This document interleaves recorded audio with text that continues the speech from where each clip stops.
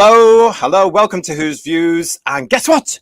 We're back! Ta-da! Yes, here we are with another reviews in the so-called alleged 60th anniversary specials. And welcome everybody to this, our review of the Giggle. As you can see, I am joined by Time Muddler Brendan, I'm joined by Kirsty, I'm joined by Paul, I'm joined by Third Doctor Ian, and I'm joined by Michelle. Hello everybody, how are you all doing? Not bad, how are you? Wonderful.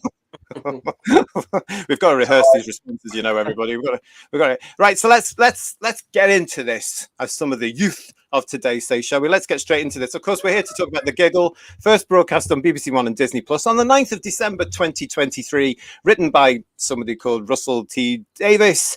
And as you can see, the scroll is all down there for you with the relevant information. And this was the third and final part in the 60th anniversary specials. And the overnight rating is in, as you'll know. It got 4.62 million on the overnight. So it was down again, but we will be talking about that through the show and also later on in the ratings game. So listen, WHOTASTIC panel, everybody in the chat, thank you all for joining us. If you're not in the chat, come into the chat and meet with everybody and give us your views, your opinions, your take on this particular episode and the trilogy, as I'm calling it, as a whole as well. We'll be coming to your comments shortly.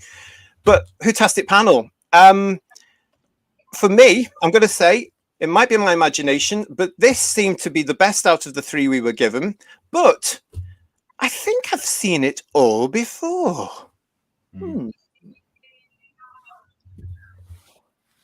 Kick off.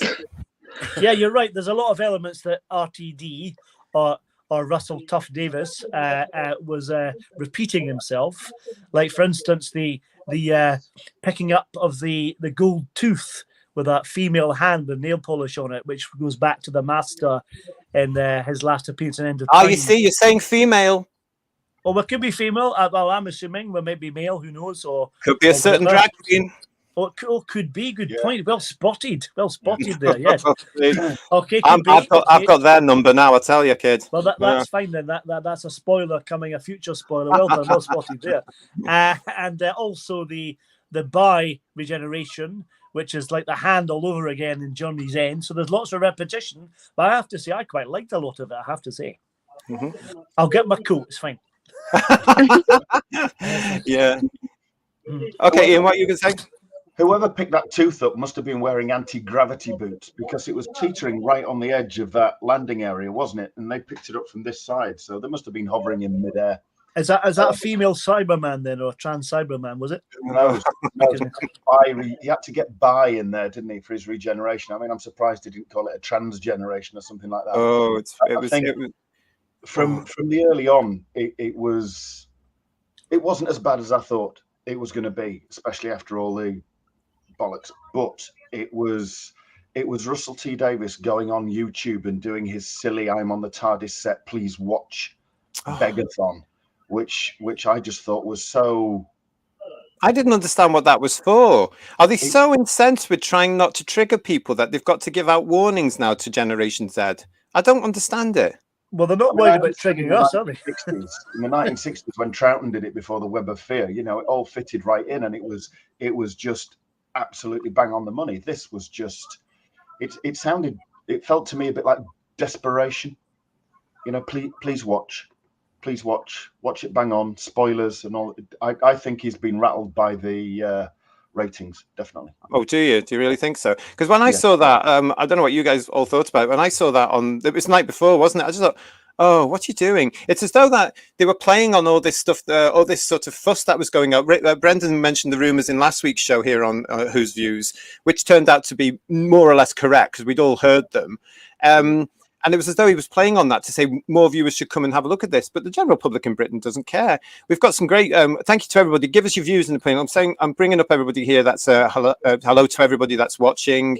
Nice to see you all. Keep it all coming here. And I'll try and keep up with you. Will there be a pool for viewing figures on the episode before cancellation? I want 1.8 million overnight. This bad. You're a very, very naughty. Legend of the Sea Devils again, Peter, no doubt. Well, I'm Matt 532 is saying here the toothpick up reminded me of Flash Gordon. Yes, because that was in the film Flash Gordon, wasn't it? That fabulous camp film. which is now a cult classic. It was all there, but it did. Yeah, we'd seen that before in whatever episode it was all those years ago. Woodhouse 122 saying, apart from a few ropey moments, it wasn't too bad. Mhm. Oh, Pete, higher piece. The picking up of the tooth sounds like Monty Python Conrad's poos and his dancing teeth. Yep.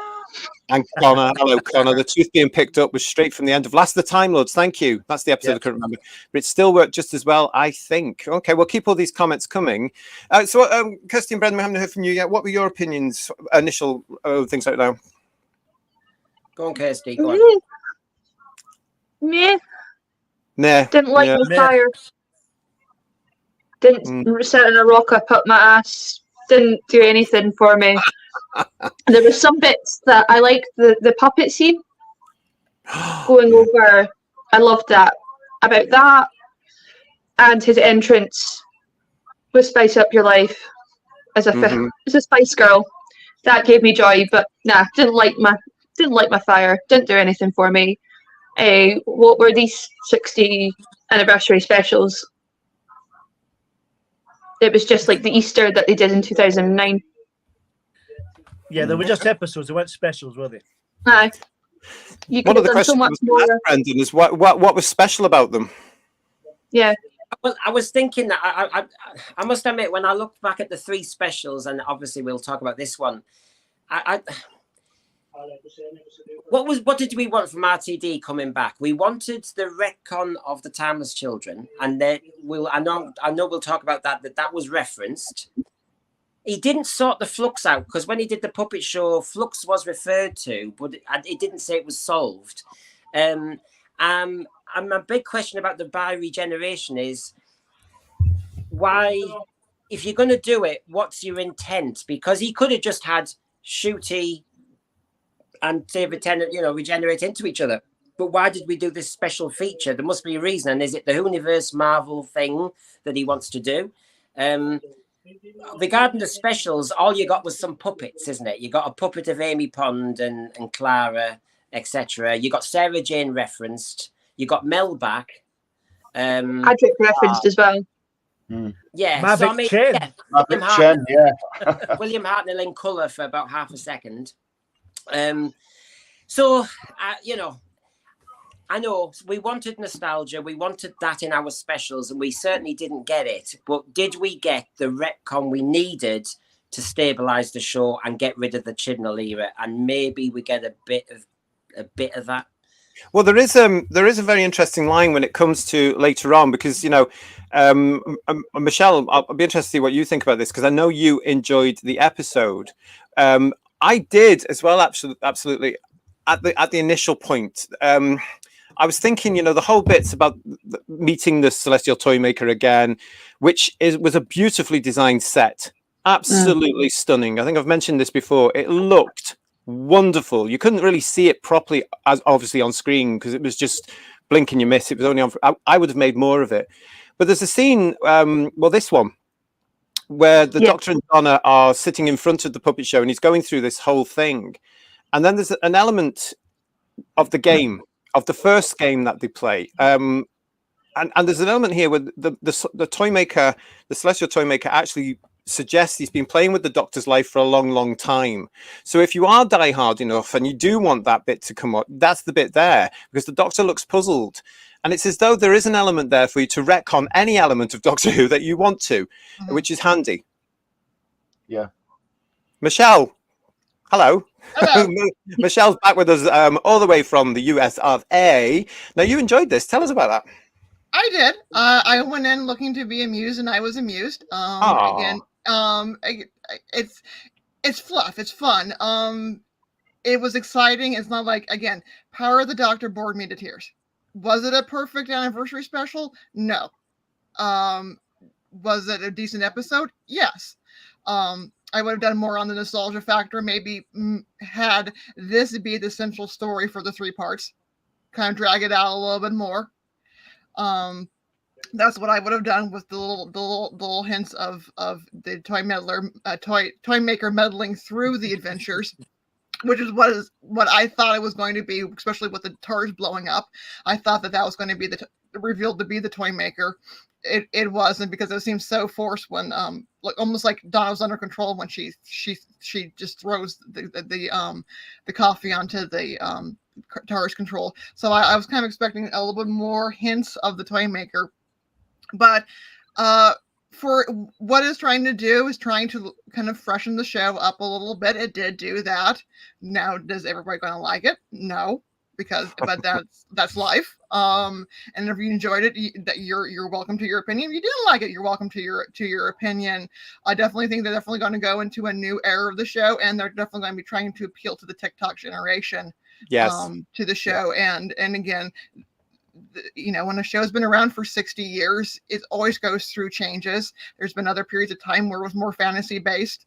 There's times where it was more sci-fi based. And again, I hope the show is here for another 10 more years, and we'll be in another regeneration of it, and for the 70th anniversary. Do you know what, Michelle? I'm gonna say this right now, and of course, we all know that these sort of things stay around. It will not be around in 10 years' time.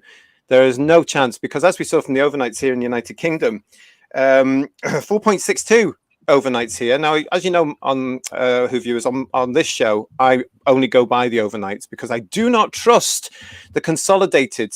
In this very week, we've seen them celebrating 7 point something million for the Star Beast on the consolidated. But I've also seen, as I'm sure you lot all have, on social media, lots and lots of these young TikTokers that Michelle's just been mentioning there saying, I've watched it 25 times now. And I just don't believe it. I just don't believe it's the public watching it. The episode that we can compare it to from the last era was Spyfall Part 2, which got 4.60.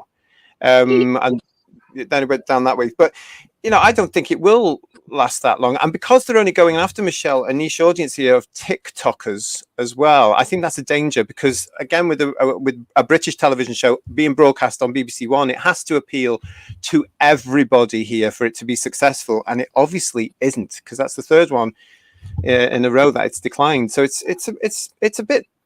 I just don't... I was watching it, Michelle, everybody, and just thinking, who's this for? Because up until that bit where they actually get back to the unit tower, it did feel like a Doctor Who episode of old. I felt that this could be watched by anybody. Those little dolls were quite scary. I liked all that. But did anybody else feel that Neil Patrick Harris was incredibly underused? Oh, yeah.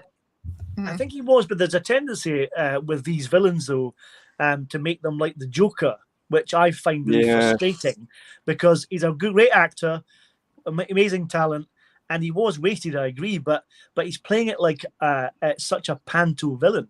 People used to give Anthony Ainley a hard time about being over the top in the 80s. Compared to that, he is like Al Pacino, I think someone said a while ago, and that's how good he was compared to this. What a shame, what a waste. I think there's a disconnect, though, with... you build up a character like the toy maker. I hate the fact that I have to drop an adjective, but the toy maker. And... he's all powerful. You don't have to on this show. You can say Celestial Toy Maker. Yeah. Well, as an English teacher, I searched my Oxford English Dictionary and I couldn't find the version he was telling me about. So it's a load of twaddle from America, I may say, because honestly, it's not in English. Yeah, well, she understands. I've mentioned it to her. It's not in the Oxford English Dictionary. I'm an English teacher. I should know my stuff. It's not in the etymology. So we're getting some trite from somewhere, I may say. So trite, it's she said. Trite. Yes. Yeah, it's a celestial toy maker, and when you build him up as all powerful, and he can turn soldiers into footballs and things like that, and it was it's quite gruesome, really. Now, to just have a game at the end where you're playing pitch ball and he misses the catch and then he's over for life, it's a disconnect between his power base and that. Yes, he's obsessed with rules, but equally, it doesn't. The finish for him, his resolution doesn't fit with his power. I think, as someone said in the chat, it doesn't compare to the Trilogic game, does it? No. It didn't really, no. And it just seemed to be, Russell T Davies, for me, has this ability to set something up lovely, but can't complete it. And that was shown here because, as I mentioned at the top, this seemed to be a greatest hits. And Paul, you put those out. It just seemed to be everything we'd seen before, Ian. You know what I mean? And pushed together. And had they knocked off all that nonsense in the last 20 minutes or wherever it was, and just gone, I can understand, they're going to do a spin on things, but nobody was watching anyway. But had they just had real danger with the toy maker, that would have allowed Leo Patrick Harris an extra element with his character here for the danger, because he was wrapped up in a box and put in the unit cell. I just don't understand that. Connor's making a nice yeah. JT says, Connor, hiya Connor, I think Disney audience is important to see, and I believe many people watch on the iPlayer. Shooty stuff is apparently going to be advertised more. Yes, it is. Yeah, apparently that's why they're calling it season 1, isn't it, Connor? Because they're going to make more of a big issue of this on Disney outside the UK. So yeah, Woodhouse 122 is saying here we're getting at least 2 Shooty series, but after that I can see the series ending. It's very difficult to explain British television to people outside the UK, not wanting to sound rude or anything like that, but it's very strange how it works here. It's not as easy as it is with you guys, with your Warner Brothers or anything like that, because if a show on the BBC, even though it's now part funded by Bad Wolf, BBC Studios and Disney, if it's not popular on BBC One, they'll drop it. They'll just get rid of it. And BBC One are still, through the license fee payers money, which we'll be coming to later on, are still part funding the show.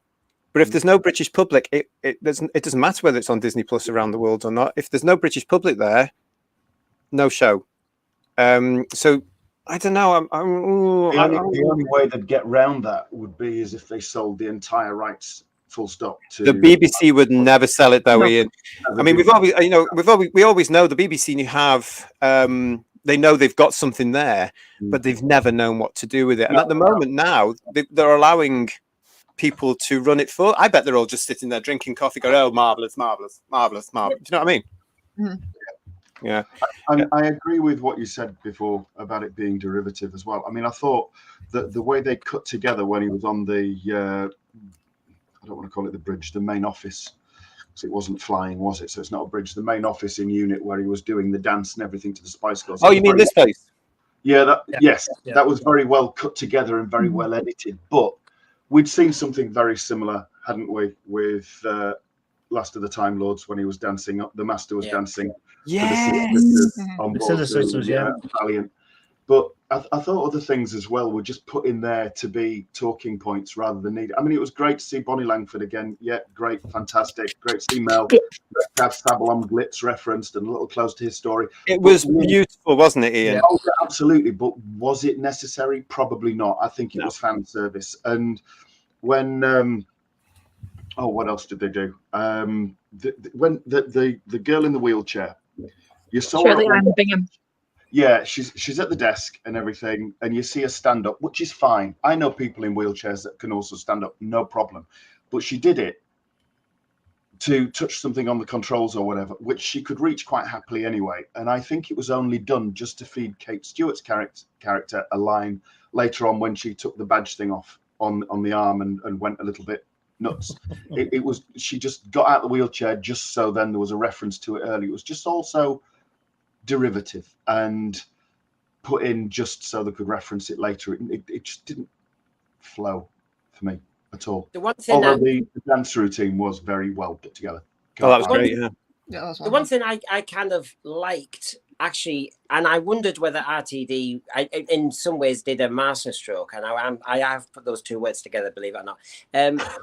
When he online and on Unleashed and since Davros, he has really almost, we think, provoked us deliberately, and you know, we want to cancel him and we're angry and we're all reacting, and you know where I'm going with this, because part of this plot message in the Giggle seemed to be a laugh at that, which is really stop judging, stop reacting, stop being so angry. And I thought, in a way, do you know what, his whole plot for the Giggle was having a laugh or saying, calm down, everybody. And in that way, I thought it was clever how it was. It's kind of intertextual, isn't it? The writer of the show and what he was thinking and doing with the fans, he incorporated into the actual plot. I like that. It was interesting. That really made me laugh. I thought it was very funny. I like that bit. Well, the problem is though, he had so much coming into this for the best part of a year. He and Bad Wolf and the BBC had so much goodwill from pretty much everybody coming off the back of that 5-year horrendous experience that we had. And there was so much hope and goodwill. And he's just basically given 2 fingers to everybody apart from his preferred niche, which is the only niche he's going to be left with. And he'll be happy if 57 trannies and the occasional whatever watch it and nobody else does. But when it comes to the all important selling the merch and everything else, and Well, that's us. Because let's face it, we know they don't. And I've been in Twitter spats this week, which were great, with the equivalents admitting, well, I don't buy merch. And it's like, yeah, I know you don't. We do. No. Yeah. We're the ones that you're telling we don't have a voice anymore and we should just clear off, because we will, and it'll die on its ass. Well, it looks like it's happening already, Ian. Let's face it, with the overnights being that much. But it's interesting that you mentioned all this, because I too, of course, as you know, will look at social media on this. And it was very amusing to me that some of these youngsters that seem to follow the show now and that have come into the fandom since 2017, some of them missed the point, Brendan, of what you were saying there, because they were all saying, there's Russell T Davies swinging the axe at the right wing again, in their opinion. And that was hilarious, because they don't include themselves in the target of what he was actually saying. It's gone well over their head. And I just thought that's so typical. It's never about you. It's about people that never agree with your opinion. And I thought that was hilarious. So there he is, actually saying to everybody, you're as bad as each other. Quite rightly, let's face it. And there's Alden missing the point. except that I agree that he was attacking the online discourse across everybody. But he seemed to also, if you added a few other clues together, our Trinity Wells suddenly was a rabid conspiratorialist with her own channel, and you start to go, right, I think you're attacking the right, I think, really. Probably. You know? Yeah, because Trinity would be on Fox, wouldn't she? She would have been on Fox before she said something, got fired, and now she set up her own social media channel. There was some lovely gags in it. I did love it. Was low hanging fruit, but I loved the gag about the government. No change there when they were doing there, but that was very funny. I like that. Yeah, because you can say that about any government, can't you? Really, anywhere in the world. Yeah, because it's always when you look at the politicians in this country, though, there is quite a large ethnic. It's not a minority anymore. The senior positions in government these days. No. Yeah. That was a straight. White, I assume straight, but that was a white male, and the angry guy in the street was a white male.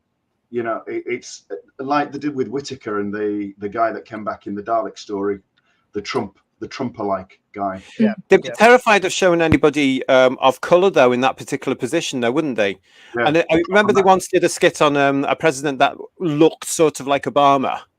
It was a stand-in for him. They wouldn't do that again now and show that character going off his head. They wouldn't dare, because they're genuinely frightened, but it's okay to go the other way. I want to just come very quick. Let's go and see what's in the chat. We've got Simon Anthony. Hi, Simon. He's saying he was totally delighted by every aspect of the show. Fantastic to hear. Peter saying Stucky's wife was scary and the kids. Yes, absolutely. Yes, I love that. Really good. That was good. Well, they were so well. Michelle, we're going to come back to the puppets in a minute. Don't let me forget. Okay. Garbage. RTD in the TARDIS was cringe. That's what we were talking about, wasn't it? Don't look at social media, he said. Don't worry, RTD. I unfollowed you and your poisonous comments. Connor's back with us here. I can't shake this feeling that RTD wants continuity and canon in the bin based off what he was saying in his episode commentaries, and I hate this multiverse idea. Welcome to our world, Connor, because this is what it was like for some of us back in 2005 when we suddenly realized that around about 2005-06 it was going in another direction.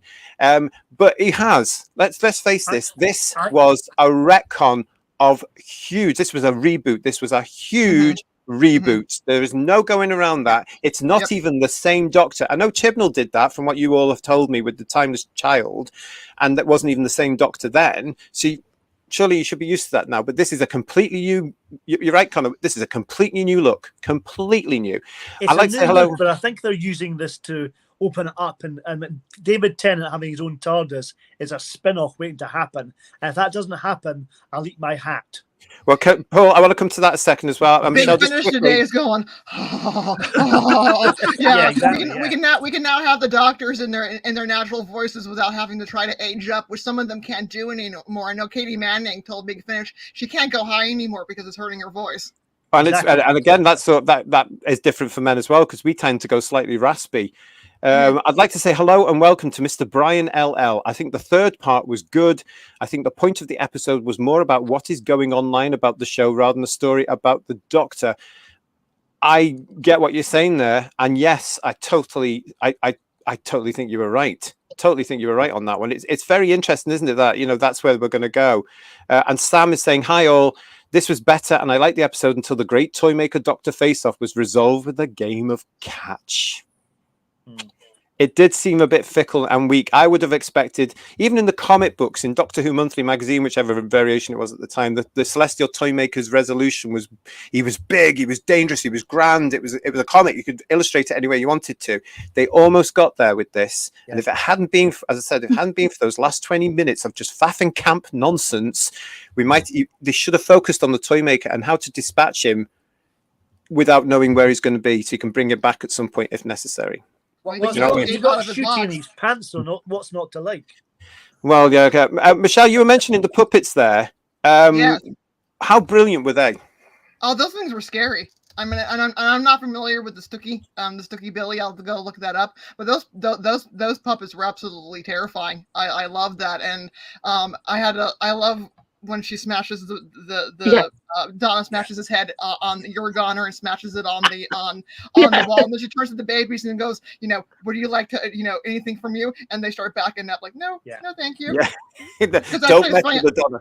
Actually, last week I got stuck on the floor in my full 18th century outfit, and I couldn't get up, so I had to actually do the backwards walk to get onto carpet to boost myself up. It was pretty funny.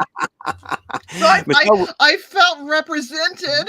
Oh my God! Did you? I'm so pleased. Just to point out, Michelle isn't just kinky. She actually does work in a historical environment, and she's in a costume to do it, so that the tourists are welcome. I have pictures to prove it. One of my staff was going to record it. I'm like, you should have. I would put it on Facebook because I got stuck in my petticoats, and I was on hers and I was slipping, and so I was on my all hands and knees, and I had to crawl backwards to get on the carpet so I could boop myself up because everything around me was antique. So I can't use that to boop up. Yeah.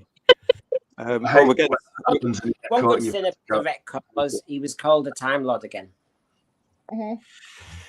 Well, listen, there's an element in this where there's another line, and I've got this quote. It's Donna when they get into actually the Soho they chose actually looked really good. It did look like Soho, even though it was from any. But at the time, you could sort of see the resemblance in the business, the building. So well done for that. Donna says, "I got a glimpse inside your mind, and it's like you're staggering. You are staggering along." That's not the Doctor. That's the show over the last few years. You know, that was actually that line resonated with me. I thought, oh, here we go. That's warning the viewer, anyone who cares, that the show has got stuck in a rut. And to be honest, as a mate of mine said to me last night, the only way they could get out of that rut was to do something dramatic. And he did it, didn't he? Whether everybody likes it or not, it doesn't really sit with me properly because I'm totally and utterly confused now as to what's up and what's down and all this. But there's a weird thing I don't get, that I don't understand. And maybe it's just me. But when the Doctor, if he's exhausted and burnt out, worn out, whatever we're trying to understand with that he's exhausted, that's why they've done the split. The Doctor got a new cycle of regenerations in Time of the Doctor. And so Peter Capaldi was the first new one, then Jodie, and 14 was the third. How come he's got a new series of regenerations, but he can't continue? That doesn't make any sense, does it? I don't think any of it makes sense. I'm sorry. Stop making me think. Brenda, where are you when I need you? And Ian, come on. I'm trying to work out myself. Did he kind of say that the bi-regeneration meant that every Doctor from the past didn't regenerate really? As in, they did regenerate, but they carried on.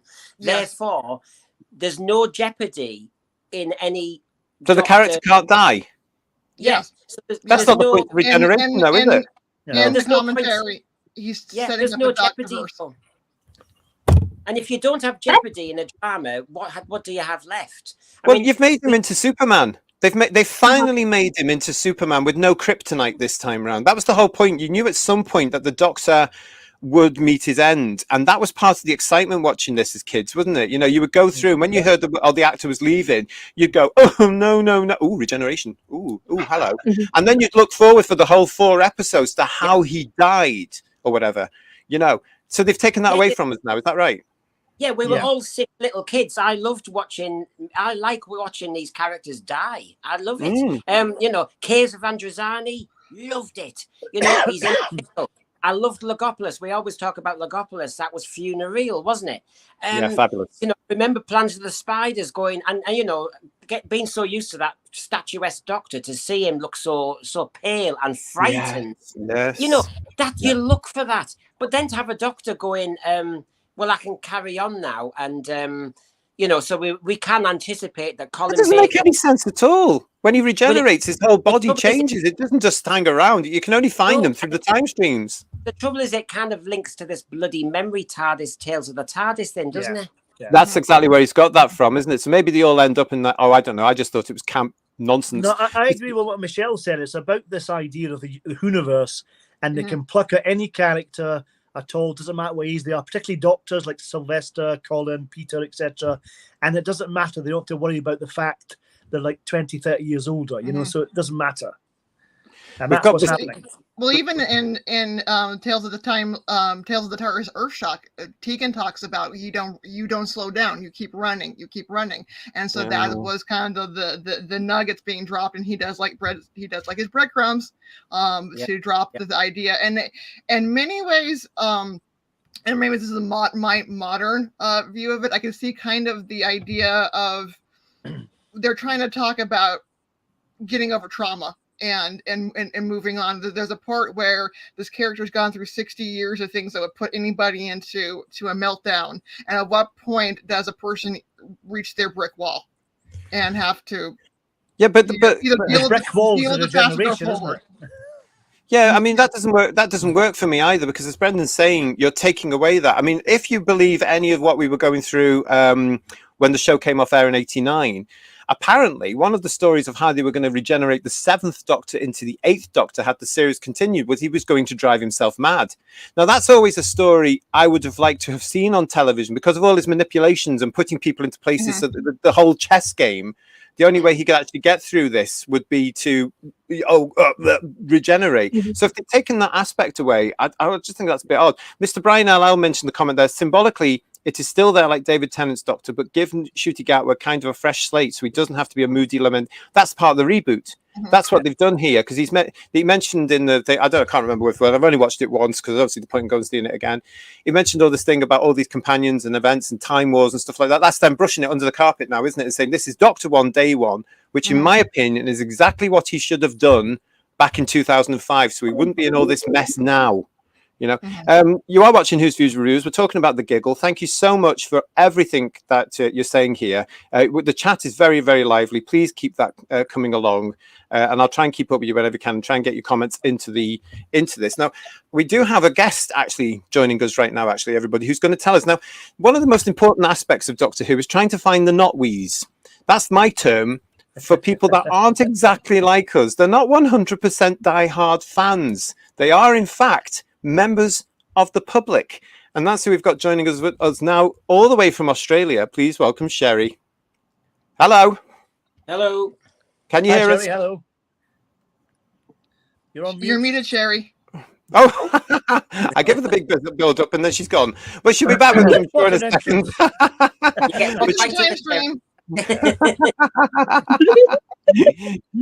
Cherry will be with us very thank you, Ian. Cherry will be with us shortly. She's going to tell us what's going on. Oh, I love live things. But yeah, so Cherry will be back with us very soon, because it's going to be great to actually get her opinion from her point of view as not a fan, but somebody that dips into the show. So that's going to be quite good there, I think. Yeah, the tenure of David Tennant there, number 14.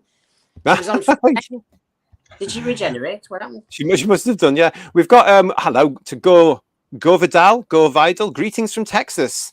Whoa, hello. We are reaching far inside. Simon is saying to me here, there's nothing wrong with fan service. I understand what you're saying, but sometimes I think when there it's is. done good. Yeah, when it's done well and it's not alienating people, I don't have a problem with it. And that's why I think the original series will always be superior. Oh, yeah. Bearing in mind now we've got 3 versions of this show. The original, what I call proper, New Who, Whoniverse. Let's get Sherry back into the chat. Here she is now. Hello. Hello. How are you?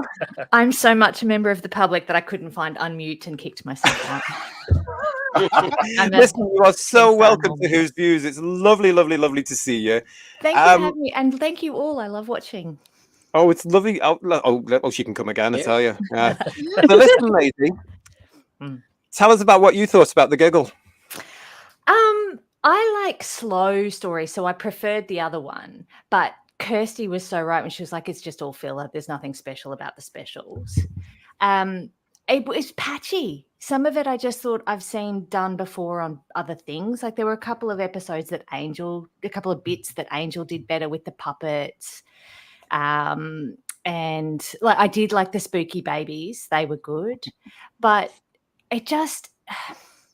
everything's already turned up to 11, but there's also no jeopardy because, no one's ever really going to die.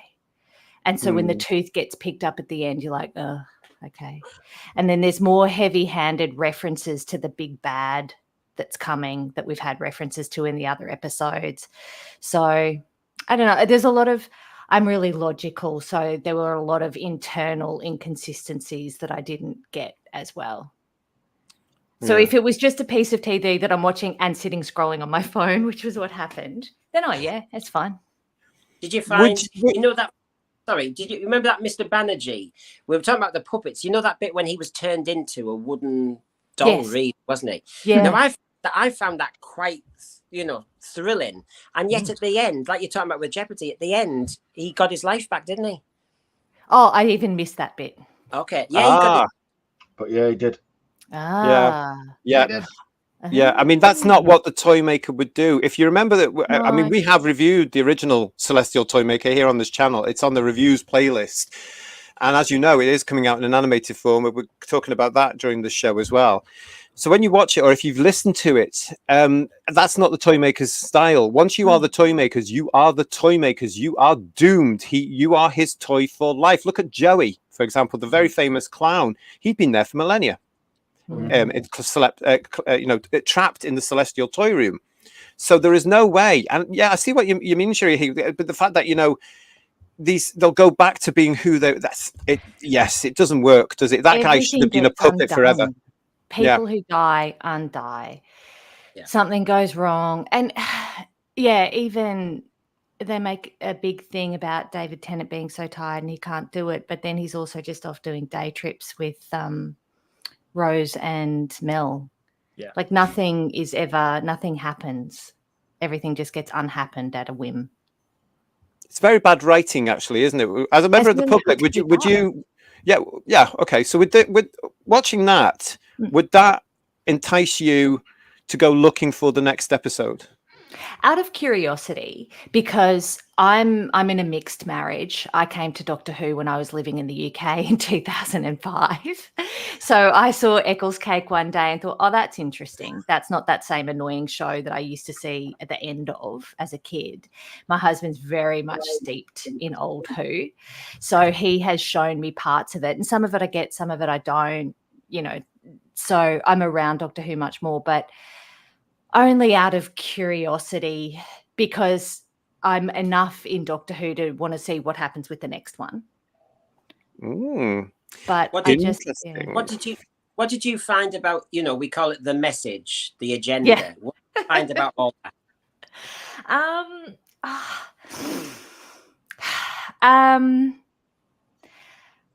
I feel like it's just so forced. And we have to have these, and someone's already said it this morning while I was making a cup of tea. There's these really big, and it's not just about the message, it's even plot points. These really big, they might as well be holding up a sign saying, I'm telling you something that you're going to need to know later. Yeah. Or I'm telling you something that you need to know. So it just is all a bit cliche and obvious as well at the moment because it's everywhere. So it's not new or interesting, it's just a bit eye roll. Could you just please get on with the story and tell me a fun story? And if it's told well, then I'll pick up this person's gender expression or their, Can I just say, Sherry's not really in a mixed marriage. That was a joke. I am in a mixed marriage. He's older than you. She's a not we and you're not, mate. Yeah. Yeah. Michael's not watched it then, has he? No, he's telling me what everyone else is saying. And so I'm like, Ma, or I missed that bit, or so I don't know. It don't let him put you off. No, I like it when I even thought going back to the first episode, that first part of the conversation between Rose and her mum about Donna and her mum about Rose, where Donna's mum has said, and I love that actress. She's one of those women in everything.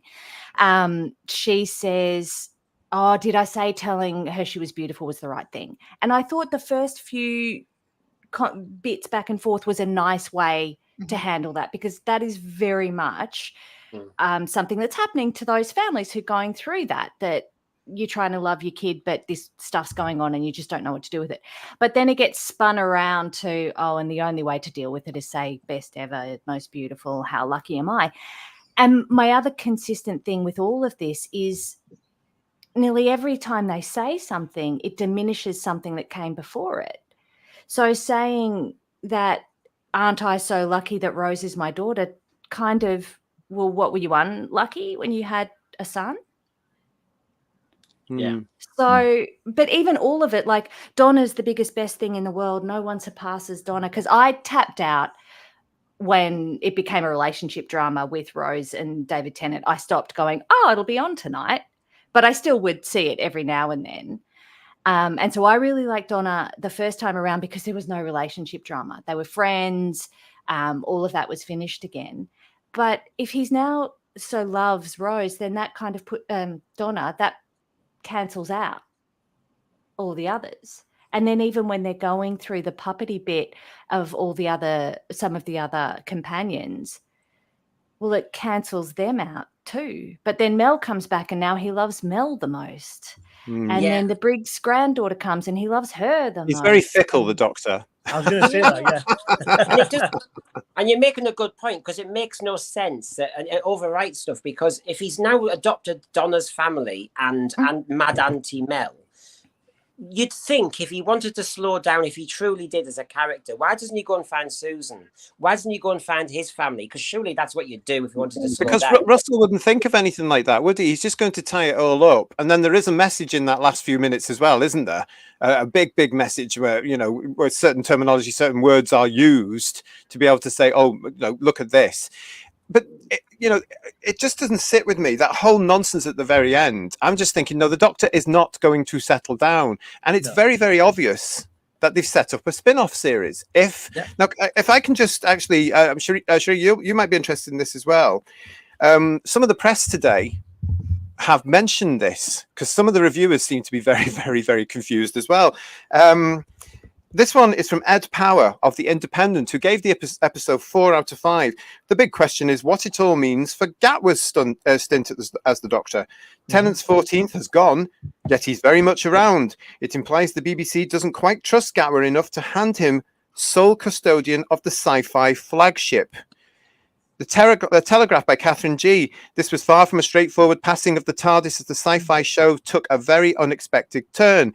This bi-generation means we're in for multi-Doctor territory, which is normally temporary, but Disney will be looking to expand the Whoniverse, Marvel style. What's unclear is how much of a shadow he will cast over Gatwa's new cheeky, confident Doctor. That's Tennant they're talking about there. It would be very, very unfair if Gatwa weren't given the chance to take centre stage. And also from the Radio Times, Morgan Jeffrey, who said that this episode stuns with game-changing regeneration twist, and then went on to say the Giggle effectively bringing one era of Doctor Who spanning the show's first 6 decades to a final end and rebooting the series for further adventures with the Doctor. I don't see it as a final end. I don't get that at all. Well, basically, because they're saying that Doctors 1 to 14 is now finished, and Doctor 15 is a brand new reiteration of himself. When did they explicitly say that? They haven't explicitly said that, have they? It's implied, though. It's implied, but not explicitly said. Yeah, but it is implied. I mean, you've got two of them at the same point. The 14th is still around when he shouldn't be, because the 15th is now taken over. But the so because of that he's still the Doctor, though, isn't he? You see, now that's the question. This is a great time to jump off. Never mind jumping on. For like Michelle was saying, for the TikTok generation, this is a great way to say, well, we had a great run, but the Doctor's gone now, and there's a completely new one. So it can work either way, and that's the danger of it. The sad thing, really, I would say, is you bring David Tennant back, and he was his depiction had to be tired and torn and weaker and more fragile. And I get white. why he did that. But then by the end of the episode last night, if you're talking about, whether you stick to, the first 14, blah, blah, blah, your eyes are going straight to Shooty because he's alive, he's dynamic, he's full of zest. And he's not wearing any clothes. Well, there's that as well. But David Tennant was really looking, I mean, as the character, was tired and he'd had enough. And so basically, I don't want to watch that. I mean, that doesn't interest me because he's lost it. And when they're hugged, I was struggling with that. Like we said, Brendan, I was cringing.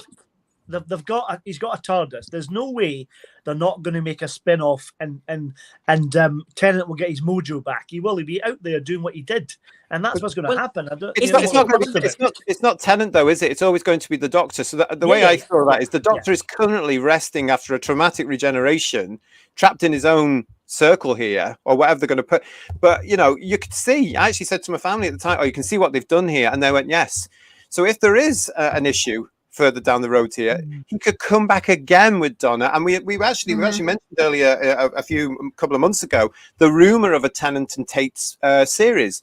But who's going to win the ratings battle in that one? No one. Well, Tennant will pull in more than Gatwa because nobody in Britain knows who Shooty Gatwa is. He's very much going to be the TikTok generation, as Michelle was saying, because they watch Sex Education. But the British public are all going, who is he? They're only going to, the ratings battle's only going to be between them. They're not going to beat, Strictly Come anything else. Yeah. Here's an idea. I just thought, what if they're doing this because, again, they are on shaky ground. So they are wanting to have one show that appeals to the younger generation with Gatwa, and then in a couple of years, a year or so, we'll get a spin-off or a mini-series that will appeal to the older fans. He's trying to give everybody their cake so they can eat it too. Yeah, I mean, it does mess up the continuity, though, when it comes to how do you deal with the character. What if Tennant's Doctor was suddenly shot? He can't regenerate because he already has. And what if Tennant doesn't want to... But that could have been great. Why did he not sitting around if you're going to differentiate it and not have him still shoot his thunder, why does he not revert back to John Smith and he's having a normal life? He can finally grapple with his mortality. And there've been old Who ones where he has that reflective moment of, I'm going to live effectively forever. And the reason I churn through Companions is because it would be hard for me to watch them grow old and die and all of that stuff. Yeah. So that could be a crazy whole big weird story. But he's still just called the Doctor and he's still flitting around going to New York and Mars. At least he looked was it Children in Need, Red Nose? I always get them confused. But the first Children in Need, he looked sick and terrible. He looked better in the episodes. They must be running him ragged then. Yeah, his hair was 14 children. That's a problem. Yeah, his schedule and having how many kids that he has in his schedule is absolutely bonkers. I mean, and probably by the time that was filmed in March, he would have actually just come back from the con that I saw him at. So. Yeah, they didn't. Connor said, I don't know how this is going to work, Sherry. So if we cover you up now with a comment, I do apologize. But Connor is saying this. Oh, no, it works all right. Having the Doctor regenerate right there would have been different and powerful enough, slap bang in the middle of danger. Yeah. And Matt532 is saying, I don't like seeing units so overt. Huge tower like the Avengers. It was massive, wasn't it? I mean, we knew it was coming, but it didn't. Why are they now out there in the open? Hold on a minute. Costa, you've seen the Three Doctors. There's a big bloody sign outside units saying it's private, but there's a big sign, so it's the same thing. And how did they get released from that one? They just Tegan blew up the last unit headquarters. Yeah. Woodhouse is saying having the giggle in everyone's mind was exactly the same as the Master in the End of Time. Yes, I've only just realised that it was, but actually I quite like that story. I think the way that it was set up with John Logie Baird and the way it was, I thought that was quite fun. And it's taken all this time from 1920 whatever to 2023 for everybody to be affected by it because we're all using screens now. It was another nice comment there. And Matt 532 is saying the Spice Girls bit reminded me of the End of World a bit with Britney Spears on the jukebox. Yeah. But it was he's also with the Cybermen as well, hasn't he? I mean, we had the earpieces that infected the whole human race. He seems to go for that similar kind of a piece of technology takes over the whole of the planet. He did it with what was it called? The very first David Tennant story with the blood cloning thing. Christmas Invasion. Yeah, he had this thing where basically, you know, half the human race in that case, or the whole human race, is infected by this one thing, and then we'll shoot down a missile, a satellite. We'll do this, and then it's back to normal. And it's a shame because having seen it a few times, you just lose that. I know we can't go back to the real classic era, but an android invasion where a village is attacked and it's a slow invasion, I do find more creepy and more involving. Well, hang on a minute. What do you mean? Why can't we go back to that sort of storytelling? Storytelling shouldn't change. Why can't Doctor Who just be like that, just updated, as we all wanted it to be when it was off the air? Why does it have to be the way it is now? It doesn't. And Russell T. Davis has this very week said along the lines of, I'm paraphrasing here now, but saying, listen, if this next version that I'm bringing in isn't for you, don't worry, there'll be another version after it. I beg to differ. I don't think there will be. But if somebody went back and looked at the original Who and said, that's good storytelling, that's good structure, you can repeat it. And there's other shows on television that actually do that. And people still gravitate towards them and still watch it. So I'm not quite sure that that's an argument that I'm going to accept. Go Vidal is saying here, the 15th Doctor is like one reborn. He even looks like a kid. And unlike his predecessors, he has the memories, but not the torment, and is able to move on with joy. Okay. So David's face came back because it was reminding... This is a really interesting point, JFO. Nice to see you. What was the whole point of that storyline? Why was that face back? I missed the whole point there. I don't understand. I don't know. Yep. Okay. Because Anybody he was feeling tired and a wee bit stressed. I don't know. What was the whole point of that? Yeah. Yeah. I mean, in the real world, we know he was back there to try and boost the ratings and to get everything back. That's failed miserably. Egg on FaceTime for everybody. But I just don't understand. If it was explained, it's gone way over my head. So if you're in the chat and you got it, tell me. The left thing's Sorry, Ian? hanging. The left thing's hanging. Whatever happened to Mavity? Yeah. Well, no, you know what's happened to that, Ian, I have to say. In that episode, there's a reference that Mel made to getting a lift somewhere, and she used a word. Was it zinger or something like that? And she said it again at the end of the episode. I think Mavity and those references will be picked up again next season. So this all I see. Layering things out to the plot. So you think zinger was a word instead of taxi? Because I thought that was an alien thing that I'd never heard of. I thought it was an alien Uber. I thought it was Uber. I think it was a parody on Uber. But no, I thought it was like intergalactic time travel Uber. It could be. Yeah, that's what I thought. Yeah. But it's another, because at one point the Doctor says to her, a what? And then she says it again later on, and he knows what it is. So I think it may be the same either gag or it's a link to a story thread, which sounds really boring, I have to say. But well, if it's going by anything over the last 3 weeks, sorry to interrupt you there, Ian. Sorry, Mr. Right. Brian. I was also wondering how he got to take Rose 2 point whatever she is to Mars, because wasn't Mars and everything else destroyed by the flux, which they also referenced in the same episode? Yeah. Well, can you go back in time to Mars before the flux? Well, it's a bit slow. Why? What happened to Mars in the flux? You're speaking to. Don't forget, I don't watch that series. What happened? Just in a nutshell, it was fluxed. That's all I'm saying. What, they destroyed Mars? The entire universe was supposed to be destroyed, and then in the wasn't last half of the universe. The last week they said it was half the universe, but they had all these spaceships protecting Earth, didn't they? It was very careless. Never happened. That's well, nonsense. you can always have the game retconning the flux, and the flux didn't happen or reconned it. Well, obviously that's what he's done. Yeah. That's what he's done here now, with that reference in there as well, and with what Russell's had the toy maker saying, we don't know what's true anymore, because he did imply that the Master had been telling lies as well in that lovely piece. I have to say, as somebody who doesn't know Neil Patrick Harris's work, he was wonderful, and I do feel he was wasted. He got a really sinister tone down of the toy maker, and I would have liked to have seen those extra bits to the end, because I just thought he was really good, and he was just really good. He was in the series of unfortunate events, and he's really good at getting to that kind of darkness, and yeah, he was totally underused in that. He was wasted. It's just sad that we have come up with so many different ideas and story plots than what we got. It could have been a 3-parter leading up to this and have more time instead of, again, a slapdash thank you ma'am, and utilize him for the whole 3 episodes. It's just not promising anymore. I think part of the problem was because this was sold to us as the 60th anniversary of specials. If they just said it was a mini series or something like that, it would have been fine. And it's oversold itself, hasn't it? Yeah. It's very. It tries to do so much, and instead of doing, like Christy says, one good set of 3, everything's so fast. You never get a time to build up to anything. The music just tells you exactly how to feel in that moment, and then you have to flip. Controversially, I didn't like Neil Patrick Harris. Okay. I don't know him as well. I know him as Doogie Howser and a bit of How I Met Your Mother, and I didn't like his snide, mean How I Met Your Mother character. And I know he's a big thing. I know he does musical theatre and all of that.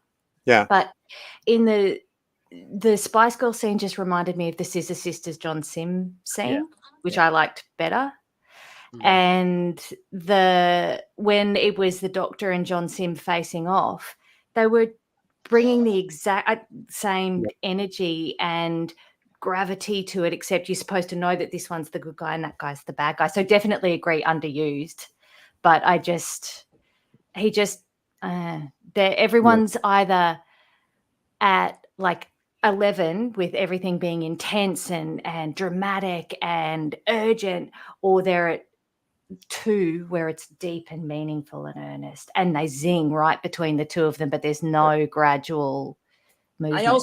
I also feel confused as somebody who was getting told how to think that Celestial is Ron, Wheelchair and Evil is Ron, but you can give a baddie an Austrian Bavarian accent and that's so acceptable. Because at first when we saw all the bits in the trailer, I thought, oh gosh, Neil Patrick Harris has decided to give it that vibe. But unfortunately, Unleashed, they showed you the script and it was written in Zizis by Russell T. So Russell T, who's preaching to me about what's acceptable, we have to drop an adjective celestial because it offends somebody. But I'm supposed to be sitting listening to a Bavarian accent of an evil toy maker, and that's totally allowed. I think to be fair, we always know the Germans are bad. I think that's the one stereotype we can still get away with is the Germans are bad. Yeah. I think it was a tribute. We just had Underwater Menace come out on Blu-ray. It was a tribute to Professor Zaroff. I don't think it was at all.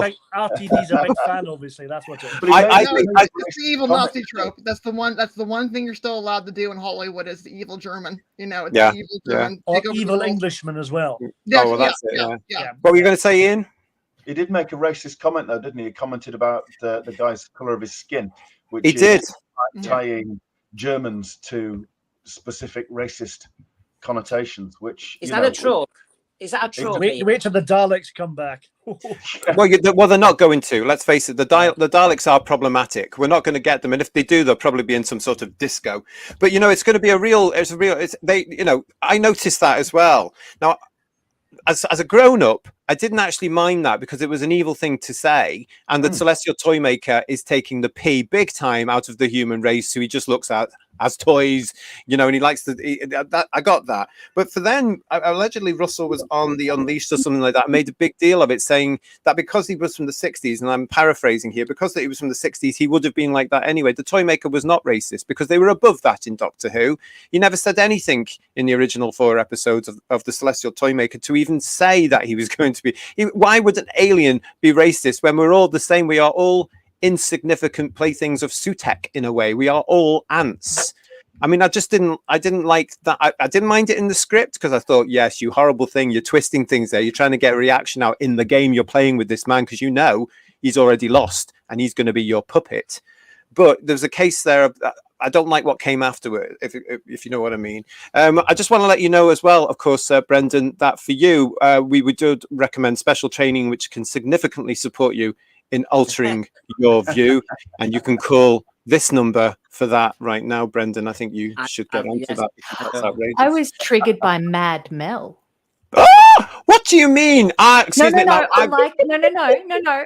I had heard a lot about Bonnie before I saw her, and I like Bonnie. I love Bonnie. Mel because she was so much better than I expected when I saw her original episodes, because I'd heard terrible things. well.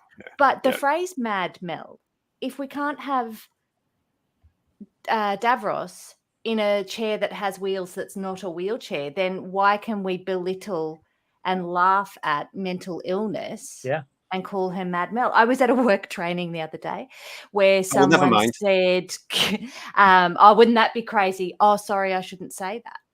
Okay. Well, we had something similar into it, because let's get onto this now, because for me, this episode made it, and I mentioned it last week in our review last week, that this was getting me through, that Bonnie's going to be in it. Bonnie's going to be in it. I was so looking forward to being reunited with Mel after all these years. And the scene where she turns up, I thought was absolutely fantastic. Mm-hmm. She hands him the iPad, she hands Donna the iPad, and then he turns around and he sees her. And only Tennant can really play the recognition of a previous companion properly. Really, Smith possibly. Oh no, actually, no. I'm talking nonsense. Capaldi and Smith could get away with it as well, but Capaldi and Tennant, because they're so invested in the show as it was when it was proper Doctor Who, they know who Mel would be, and I just love that. And I thought it was absolutely fantastic. It was a highlight of the episode, and it was more than a cameo, because when they went back in time, I thought that's it, that's Mel done. But no, she's still back in there, in the thick of the story. And I thought it was lovely to see her. And even my mum and my sister who I'm watching this thing with were like, oh, yeah, that's Mel. There's Bonnie Langford. They remembered. I just think it's a shame that, and no disrespect, I love Bonnie. I think she's fantastic. And I really like this way it's done. But it's just a shame she's coming in at this part of the show now. And it's as though history's repeating, because when she came into Doctor Who before, everybody was leaving, getting the ratings were tanking. And it's the same now. It's going the same way. And I feel for her. Some kind of Jonah, is that what you're saying? Well, don't mention Jinx on this show, please, because that's all to come. Wash your mouth out with soap and water. Can I say I loved how they brought her back, and one of the worst things I hated about Power of the Doctor was Tegan and Ace being jealous of the other companions, which I thought was absolutely childish. I have no idea what that's about, because I didn't watch that. Absolutely adore the way that they go like, oh, hi, and how Mel and Donna's like, oh, so I'm not the first redhead, and it is kind of like, you were part of the crew too, unlike the childish petulance in Power of the Doctor.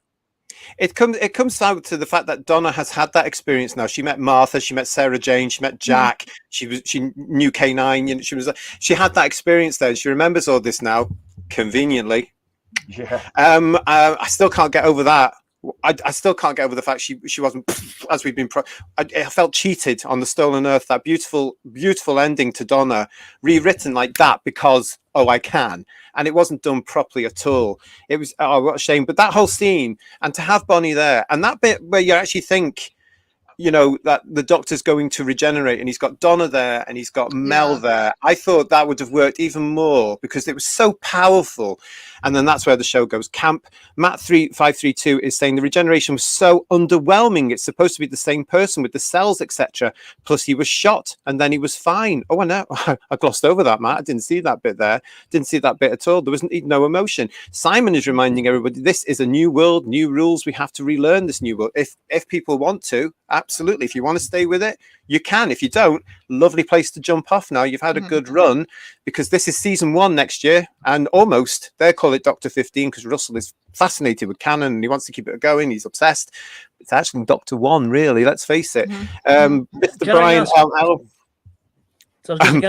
look at this.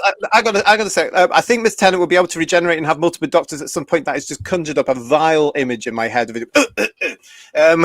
One after the other. Thanks for that, Mr. Brian. Right, Paul, what are we going to say? I was going to ask who on the panel is jumping off from tonight and leaving the show.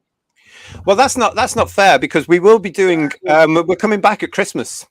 We're going to come back at Christmas, and yes, Who viewers, if you are out there with us, I'm bemused by just as much as we are going to come back for our Christmas special. And here's the plug. So make sure you've liked and make sure you subscribe, because our Christmas special is called Is the Doctor in the House?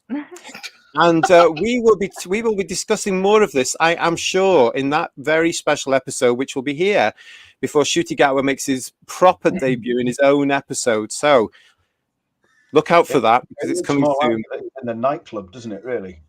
Yeah. What do you mean? What do you mean? In the nightclub in his vest, What- rather than in the house. And I mean, Not the house. you can tell it's a different Doctor, can't you? You really can tell that. Oh my goodness! Yeah, I mean, it was a very bizarre episode. I have to say, I was actually quite enjoying it until it went camp. And I'm not talking about the Spice Girls element, because we've all said we've seen that before. And it is overplaying your big bad when they suddenly come through and go, ta-da, I'm going to have a musical number. We've got all that to come as well if you're staying with the show. But, you know, it's a real case of like, why can't they just come out of a dark area or something like that, or that effect of the toy maker that we've talked about before, where he's holding the puppets? That for me is a comic image, and I would have liked to have seen him over unit going, I've got you all, you freaks. You know, that would have been. I thought it was going to be. Yeah, And it's a total letdown. And like the fire from the Star Beast, I was thinking that'll be the final episode, and it's going to be big and brashy and just penultimate, and nothing. Do any of you think? I mean, do any think this was? Shree was talking there about the story. Michelle mentioned this as well. You know, I'm a big supporter of returning to 30-minute episodes with Doctor Who and having 4 episodes per, for a story. Say, had this been 3 hours with the toy maker consistently through, do you reckon that would have fleshed this out a lot more, rather than having the Star Beast and rather than having Wild Blue Yonder? What are your opinions, everyone? Yeah. Yeah, totally agree. One thing I love about Classic Who, and I was shocked because I first started watching New Who, and then I started watching Classic Who, is because of the half hour and the stories are 4 to 6 parts, it allows it to breathe. It allows the stories to move organically, not, okay, come on, we're beating the clock. You watch Castrovalva. Half of the first episode is them trying to find a zero or find a room in the TARDIS. But it allows the story to breathe, to get us to where we need to be, to tell the story completely, end a plot point, go into next plot point. Yeah, it goes from A to B. Even the filler episodes, when it was released episodically and you couldn't binge it, you didn't notice it was a filler episode until later when you're watching it on DVD. And so now there were, in all 3 of these 60th anniversary episodes, there were times where I was like, oh God, filler. Like, how many times are UNIT going to keep firing paper out of their guns before they work it out? They're elite military. They're going to work it out and do something else quicker than they did. Or how many times are we going to open doors in corridors? Classic Doctor Who thing. And there's even a little bit of corridors and doors, but still too long. Filler when you're only telling this one story in 1 episode. Like, one of my favorite old ones is The War Game. And that's like 10 episodes or something, because it goes to different places. It does different things. Your emotions go up and down. The story goes fast, then slow. And 3 episodes would have been much better. There is this whole, the way I look at things is that these people in entertainment, and I use that word loosely, you can actually swap the word entertainment for politics, but, these people in show business especially tend to look down on a lot of us. We're the ones that need educated. We do need preached. We need our minds adjusted, etc., etc. And that does come through from a lot of television. This is why I watch a lot of it. I know who I am and I'm quite educated, thank you. I don't need your opinion thrust on me. But there seems to be an awful lot of belief that they won't come back in that old format. And yet the soaps tend to prove them wrong. The soaps tend to be about half an hour, and people go back week after week after week to see what whoever's in the bar is up to or whatever. And that was the beauty of the original episode structure for me, was that, for years, for 26 years, actually, let's be faithful, millions of us came back every Saturday tea time after the football results and watched the next episode. And I just don't understand why there's this perception that it wouldn't happen again. I think it's so different, so revolutionary these days, rather than just a 45-minute episode or hour, or whatever it's going to be. I think everybody would go, oh, this is new. This is fresh. And those old thoughts will be there going, no, it's not, but it's good, isn't it? Do you know what I mean, Ian? I think something like that would work. I think it'd work really well these days. I really do. I think they did the longer episodes to try and fit it into that American TV model. Oh, totally. Yeah. With a view to selling it, which they ultimately did. Mm-hmm. But it's never really been for that kind of element of drama in British TV. It's never really been that format, and it felt a little bit wrong. And it does make things fast paced, and you can't get a chance to draw your breath. And it's a shame, really, because although Doctor Who gained a lot more money and profile and everything else in a slightly more later slot in the evening, because that's, you know, it's easier to slot 25 minutes in somewhere, isn't it, than it is to slot 55 or 50 minutes in somewhere. They have to put a different slot in. But I think Doctor Who probably lost more than it gained with the structure, really. Well, it certainly lost viewers. I still say if you have it like it was in the Davison time, 30 minutes a week, I think people would watch that. I think it would come back through. We've got a lovely comment here from Vasco. Nice to see you. Peter Cushing is now a bi-generation of Hartnell. It's just silly now, isn't it? Bi-generation feels like fan. It is fan fiction. This is the That's stuff what I was going shaping to the new say. adventures. It would have been interesting if they didn't give Tennant a TARDIS and he became Doctor Who and built his own. That would have been great. Yeah, and became Peter Cushing, aged into Peter Cushing. Yeah. That was it. No tragedy again, was that? I mean, you know, you would have had a dramatic moment of, real dilemma, which is, sorry, one TARDIS, two Doctors. How are we going to deal with this? It's called drama. It's called tension. But what did they do? We get a hammer out, and before you know it, there's a second TARDIS. Well, that's not mean. The whole thing went camp. It went camp. Gore Vidal is here saying, I've been enjoying the 8th Doctor novels. They are much darker and tragic than other Doctor Who stories. You're absolutely right. I'm actually quite a fan of some of the 8th Doctor BBC books from back in the day, especially a number. Well, I won't mention them all now, but wow, yeah. I mean, but this is fan fiction. This is supreme fan fiction here for Doctor Who. Cherie, do you get that element here of somebody that doesn't only dips in every now and then because of who you're married to? Poor thing. Do you get this element that sometimes you feel left out? Yeah. And that's, again, I'll go back to Angel, and these are a lot of titles that I didn't know before Michael. But some of these shows, or even Shetland, I started watching Shetland and he came in a couple of seasons in. There are lots of examples of, if you have been watching the whole time, there's stuff in there that you're picking up. But if you haven't, it's a good plot. It's a good story. It keeps you interested. And this isn't it. Again, it's more signposts of here's a thing that you should know, or here's a thing that's referring to something else. It's always interesting to get one of the not we's view. I mean, I listen a lot to my mum on this, not on other things, but on this. Hi, Mum. I listen to, and we're going to come to some stuff she had to say about a certain Mr. Gatwa very soon, if I remember. I want to say hello to Andre. Lovely to see you. Nice to see you. I loved the Giggle. It's my favorite of the. Listen, on this show, all views are welcome. So thank you so much for that. I have to say, out of the 3 hours we've been given, this is my favorite one. I just don't like the last 20 minutes when it went camp. I would have loved to have seen a proper resolution with the toy maker really getting it. Even if it took 2 of them to do it, I would have liked to have seen him rather than just folded up and put a Christmas cracker. You know what I mean? Yeah. But thank you, Andre. Good to see you. Can I agree what Cherie was saying about some of the references? It's really interesting because RTD is what he's doing is he's going online, or he's in the podcast or whatever, and he's having to explain some of the references to make it clear to the audience. If you can't do it in the narrative, it should be in the story, not afterwards. And there might be times where I think he's referring to something, but it's not. It's just bad writing. But I just assume that, I guess that's a thing I don't know, because whatever it is, it sticks out. Yeah, it's bad writing. We've noticed, whether you cope with the specials or not. So, last night, yes, I agree, was the better of the 3. And you sat there, the music finished, and you thought, yeah, we survived. Some of the rumours are on, thank God. Then you go on Unleashed, and then suddenly you hear him explain things, and you get rattled. And like you're saying, don't watch it. No, but the programme's all right. In the programme, he just leaves it, and then suddenly he explains. And like we said, it's not in the narrative. He has to explain elsewhere. And so when you go elsewhere, you then start going, oh, well, if that's the case. Whereas in the programme, it's not mentioned. Yeah, if you have to explain a script to your audience, as they always do now, something's wrong. Because do you remember Terence Dix or Barry Letts or John Nathan Turner even coming on anywhere afterwards and explaining what the story was about. No, because we usually got it, apart from those of you that didn't understand Ghostlight. Watch this space. I'll be explaining it to you in the future.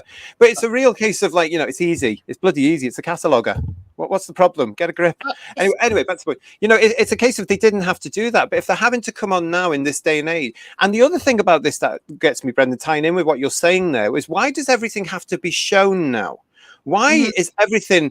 Are the TikTok generation Z? Not all of them, of course, because some of them are highly intelligent and very, very good and brilliant. But I'm sounding like Russell. But some of them are brainwashing. I know, yeah, I'll throw my own number soon.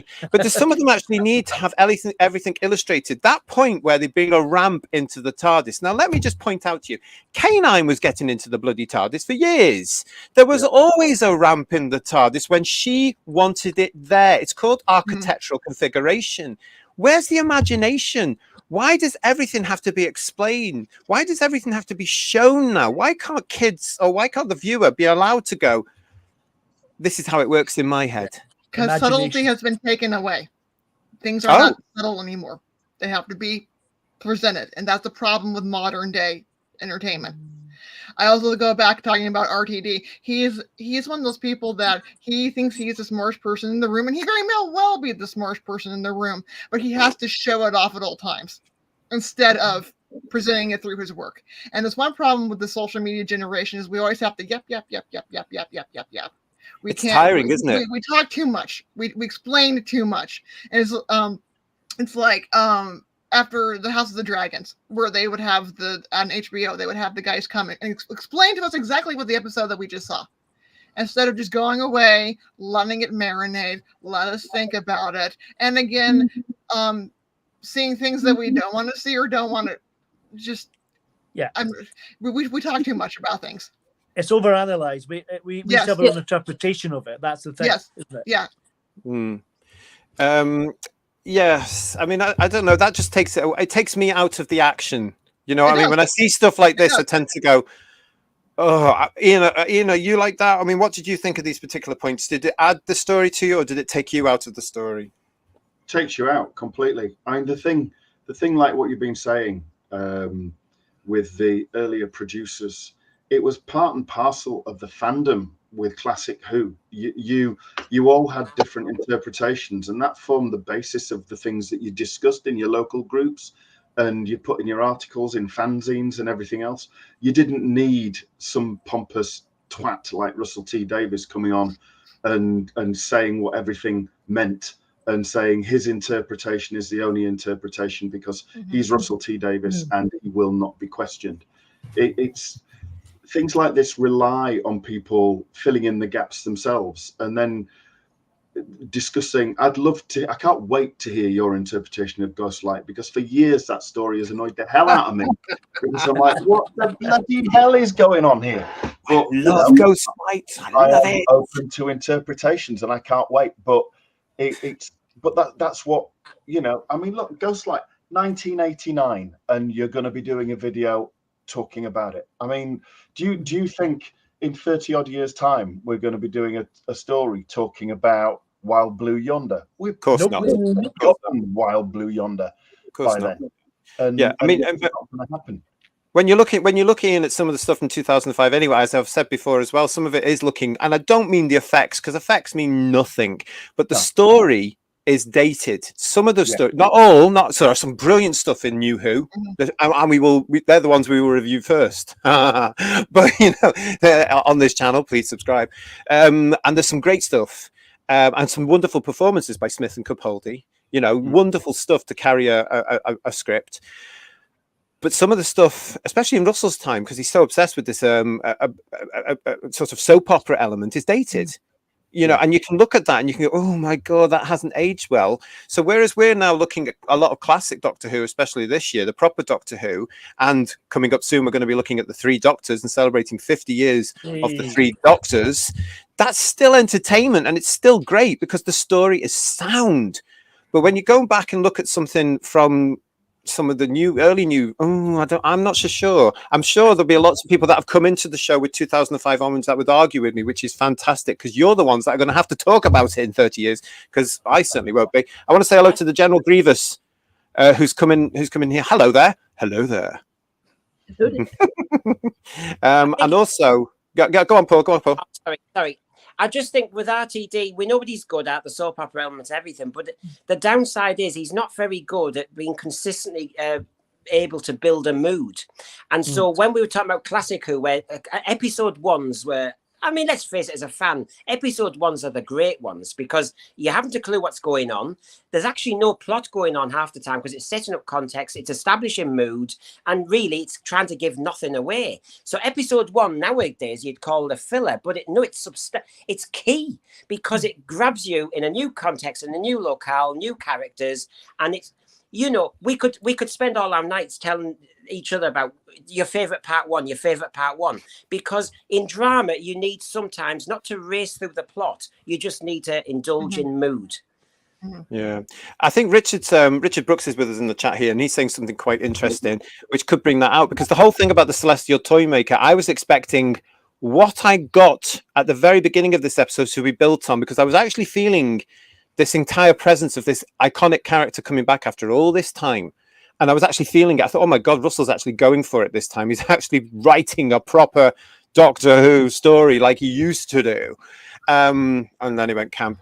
But I was feeling the gravity of the mystery of the character. I was feeling the dangerous, that aspect there to say, don't mess with this. David Tennant played this wonderfully because he knows who this character is. So he's playing this by going, this is dangerous. Donna, get back to the TARDIS. Love that, because it hasn't really happened in New Who. Not, you know, it just doesn't really happen. But Richard's saying here that he thinks the Master would not have been defeated by the Celestial Toymaker, but nor would the Guardians. So what's happened to the key to time? On that point, Richard, I'm going to actually say I think the Master would lose to the Celestial Toymaker because he's not as good as the Doctor, even though he thinks he would be. And I quite like the idea, even though it was I like the horror element, Richard, of the fact he got the Master. And then part of me was going, well, good. And I hope he stays in that tooth and he doesn't come out wearing a frilly dress or wherever he's going to next time. But I do agree with you about the Guardians. The Guardians are these huge, I can see them playing a game, but I would have liked more of that between the White and the Black Guardian and the Toymaker. I think they would have reached stalemate, and I think that's dangerous in itself in the context of our story as we know, and that could have been worked into more about working it into the regeneration. Because what they've done with this regeneration now, if they are clever, is they can actually play that into when Ncuti wants to leave, because again somebody could be interfering in that regeneration process. There could be a bigger sci-fi twist to it, to be able to say it was me, I've got you, you know. I don't know, it's funny you should say that, JT, because I watched the podcast again, God help me, and there's a reference to other powerful beings being involved, like the gods of Ragnarok or Fenric or something like that. So there may be something coming later which may involve a more powerful villain.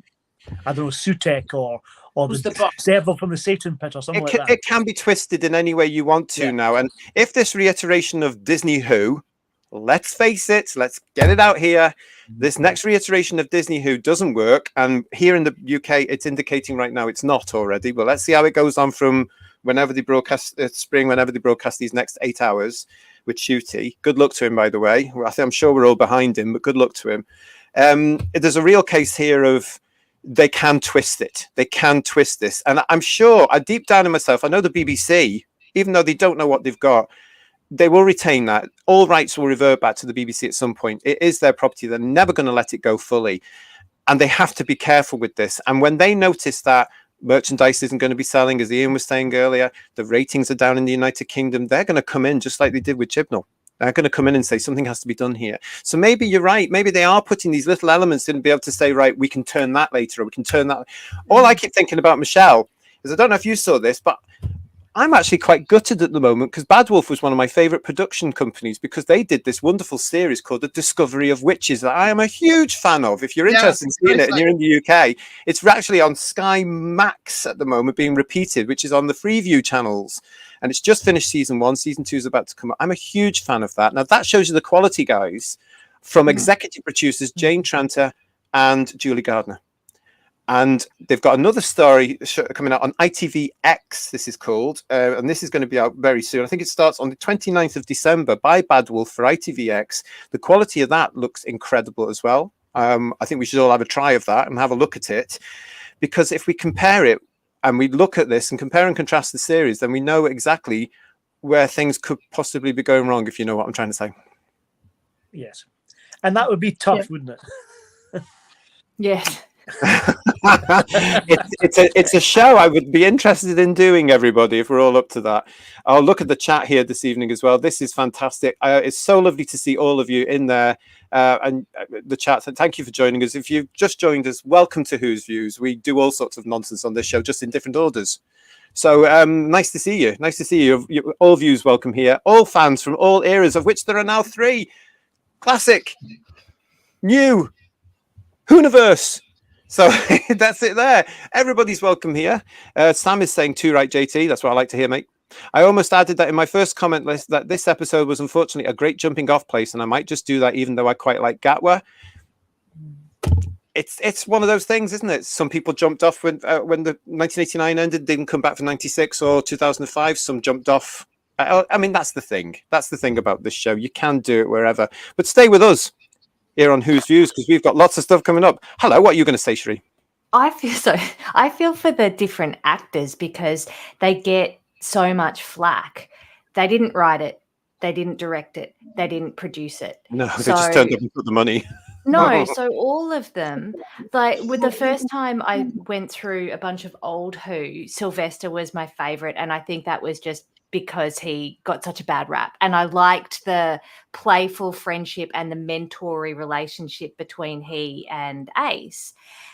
Now, looking back on it, he drives me a bit nuts, but each actor gets to bring a little bit of their own take on it, whatever. But they didn't write it. They're not being directed. So even Jodie, I like her in Broadchurch.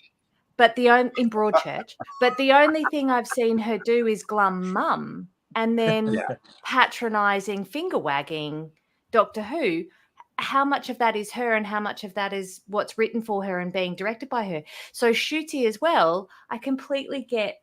I don't watch a lot of contemporary TV. I don't watch a lot of TV. When I do, it's usually old stuff. So I get the kind of zeitgeist of has always been young, beautiful, shiny. I understand all of that. But he's getting smoke blown up his butt and he's just living in his world and everyone's telling him he's great and to do it this way and to do it this way. So if there is a big backlash, I do get that. Firstly, I would say they shouldn't be reading their social media, but I would say that to everyone everywhere. Like you have to have some sort of inner strength to understand that people are just going to talk rubbish. But they're being set up to be disliked because any attention is good attention. And he's a bit of a useful idiot. All actors are because they're speaking someone else's words and they're following someone else's direction. So it's not all on them. Yeah, it's true, isn't it? I mean, but what we've said here before and what we sort of brushed on today as well is that the public, the not we's are so important. And this, I'm sure, these results, overnights again, Starbeast got 5.08, Wild Blue Yonder got 4.83, the Giggle has got 4.62. It doesn't seem to be attracting the public. So the next reiteration, which starts with Christmas Day, has to. But there is an awful lot going on about this. So, I mean, we've talked about this a lot of times, haven't we, on this show about the stories, what's coming through with the messaging. I just want to point out a few things. We've got here from Gareth Roberts, ex-Doctor Who writer and now journalist, on his Twitter. He said recently, here's the thing, whenever I wrote something in a script a bit viewers, that could have been seen as a political signal, I cut it because it's hideously embarrassing. It's really cringe. And it's guaranteed to piss off a huge chunk of your punters. It's just awful. Now, Gareth there actually has that right, because whatever you do, if you bring in sort of agendas or messages, you're going to alienate 50% of your audience immediately. And they're the 50% that will turn off. On this show before as well, that Brendan himself has said many, many times that the BBC don't seem to be connecting with an audience. Now, that is actually now proven, because this very week delivered to the BBC was an actual report by Ofcom. And in this report from Ofcom, it said that working class audiences of the United Kingdom want the BBC to take more risks when producing new programs. It says here, working class audiences in the United Kingdom watch more TV than anyone else, 3 hours 44 minutes a day on average, compared to 1 hour 57 minutes among the middle class viewers. And the BBC remains an important part of their media habit, accounting for a quarter, which is 26% of their viewing time. However, many of the people we spoke to feel that the BBC's programming is too dry and serious compared to other services. Instead, many turn to social media and podcasts, hello if you've just joined us from that, to find newer voices that relate more authentically to their real life experiences. Now, this was covered as well in the media. Excuse me, with various people coming back saying, oh, look at this is outrageous. The BBC themselves, oh, sorry, that's wrong. The BBC themselves acknowledged it, to be able to say, oh, gosh, we've had this report through. They haven't commented about what they're going to do about it. But this explains why over 2 million households in the UK have stopped their TV license. Talking of which, this week it was announced that the television license is to increase by £10.50 a year. Now, for those again outside the UK, this is a very difficult thing to explain. So I will try and do this for you, because it's in this day and age, it's nonsensical. When you buy a television in the United Kingdom, you have to buy a television license. Now, that money covers all live television broadcast, but all the money goes to the BBC, the alleged British Broadcasting Corporation. It goes to them. Now, that doesn't matter. It doesn't mind if you're watching BBC One, BBC Two, BBC Three, BBC Four, iPlayer, BBC radio stations. Everything that you're doing live, that goes to them. It does not go to their competitors, which are ITV and their various channels, Channel 4 and their various channels, Channel 5 and their various channels. It doesn't go to Sky, who you also have to pay a subscription for as well. Now we've got, in this modern age, Netflix, Disney Plus, everything else, Amazon, which you pay extra for. So more increasingly every single week, the BBC license fee is looking out of date. And now the UK government this week said, yes, the BBC can increase the license by £10.50. Now, this was covered in various things. The BBC, of course, moaned. BBC condemns low license fee rise, warning of impact on creative sector, says The Guardian, one of the papers that will actually defend the BBC. GB News, BBC TV license fee review launched as new rate confirmed, charge to increase from April 2024. It's shocking, actually, really, when you think about it, because when you look at some of the BBC's output, and especially with Doctor Who and where it seems to be going, it's all aimed at that elusive young audience that are not paying the TV license and aren't ever going to pay the TV license. So who you're alienating, their Netflix or their Apple TV or anything else. They're using their parents or their friends' logins, and they'll try and change that, and they won't. And what's happening though, Cherie, with the TV licenses, because they're so infatuated with getting these young people on. And I noticed waiting for Doctor Who last night, all they ever advertised was the iPlayer. I mean, how do you put up with that when you're watching the BBC all the time? But it's continual. But who they are forgetting now is anybody over the age of 35. And that includes the OAPs. Now, once upon a time in the United Kingdom, old age pensioners got the BBC license fee cancelled, and they got their services to the BBC for free. Not anymore. They now have to pay for their BBC television license. And the reason for that is because the other end of the spectrum isn't. So why aren't the shows on the BBC actually entertaining my age group and older, anybody from over 35? Why is it all aimed at this youth audience who don't know, some of them don't know A from B? It's absolutely shocking what's going on there. Oh, I've got that. Well done. It's going up from £159 to £169.50. Oh. So that's $12, $13 a month. So that's competitive too, but you can't pay it monthly. Yes, you can. You can pay it monthly. You can pay it monthly, but as many UK households are actually deciding right now, it's not worth the money, and they are cancelling. Right. So I do know that it's over 2 million, but that was the beginning of the year. Wonder what it's going to be like in January 2024, and how many this year have also cancelled, especially now when more people are coming out saying, I am not going to pay £169.50 for the quality of service the BBC is giving. Has the BBC had its day? And if so, what would that mean for Doctor Who? It's very interesting when all this comes through, isn't it? It really, really is. In Well, is it- Australia, we have the ABC that is government funded, but it's not. It's just tax. They get their money, so you don't have that same sense of it literally coming out of your pocket and going straight to the ABC. But we also have a similar thing of it's never rated well, and that's fine. It never had to. It was never in the ratings competition because it was about providing access to everyone, and so it was news and things you need, education, good children's programming, and then some fluff and drama and documentary, all of that sort of stuff. But it's gotten really earnest and patronizing and finger wagging now. And the first half of this episode, or the bit where they were explaining the thing on your arm, really reminded me of that in Australia. If you don't agree with the ABC, you're a lesser person. You can be derided. You're dumb. You're simple. You're probably poor. All of those things. And the demographics probably similar to the one that you were saying, JT. It'll be older people, but there's a real the good, the great, and the good, the worthy people watch the ABC and SBS. That's another government-funded multicultural station. And so podcasts are down. No more drink for Kirsty. Yeah. She just got her really BBC licensing fee bill. I know she's shocked. Yeah, she's absolutely Well, shocked I'm by on it. the list. I'm not paying anything. I've been on the list for a few years. Sorry, ninja kicking my table. Sorry. But it was the first part of explaining that people have gone crazy because of the socials and because they don't agree with facts and figures anymore.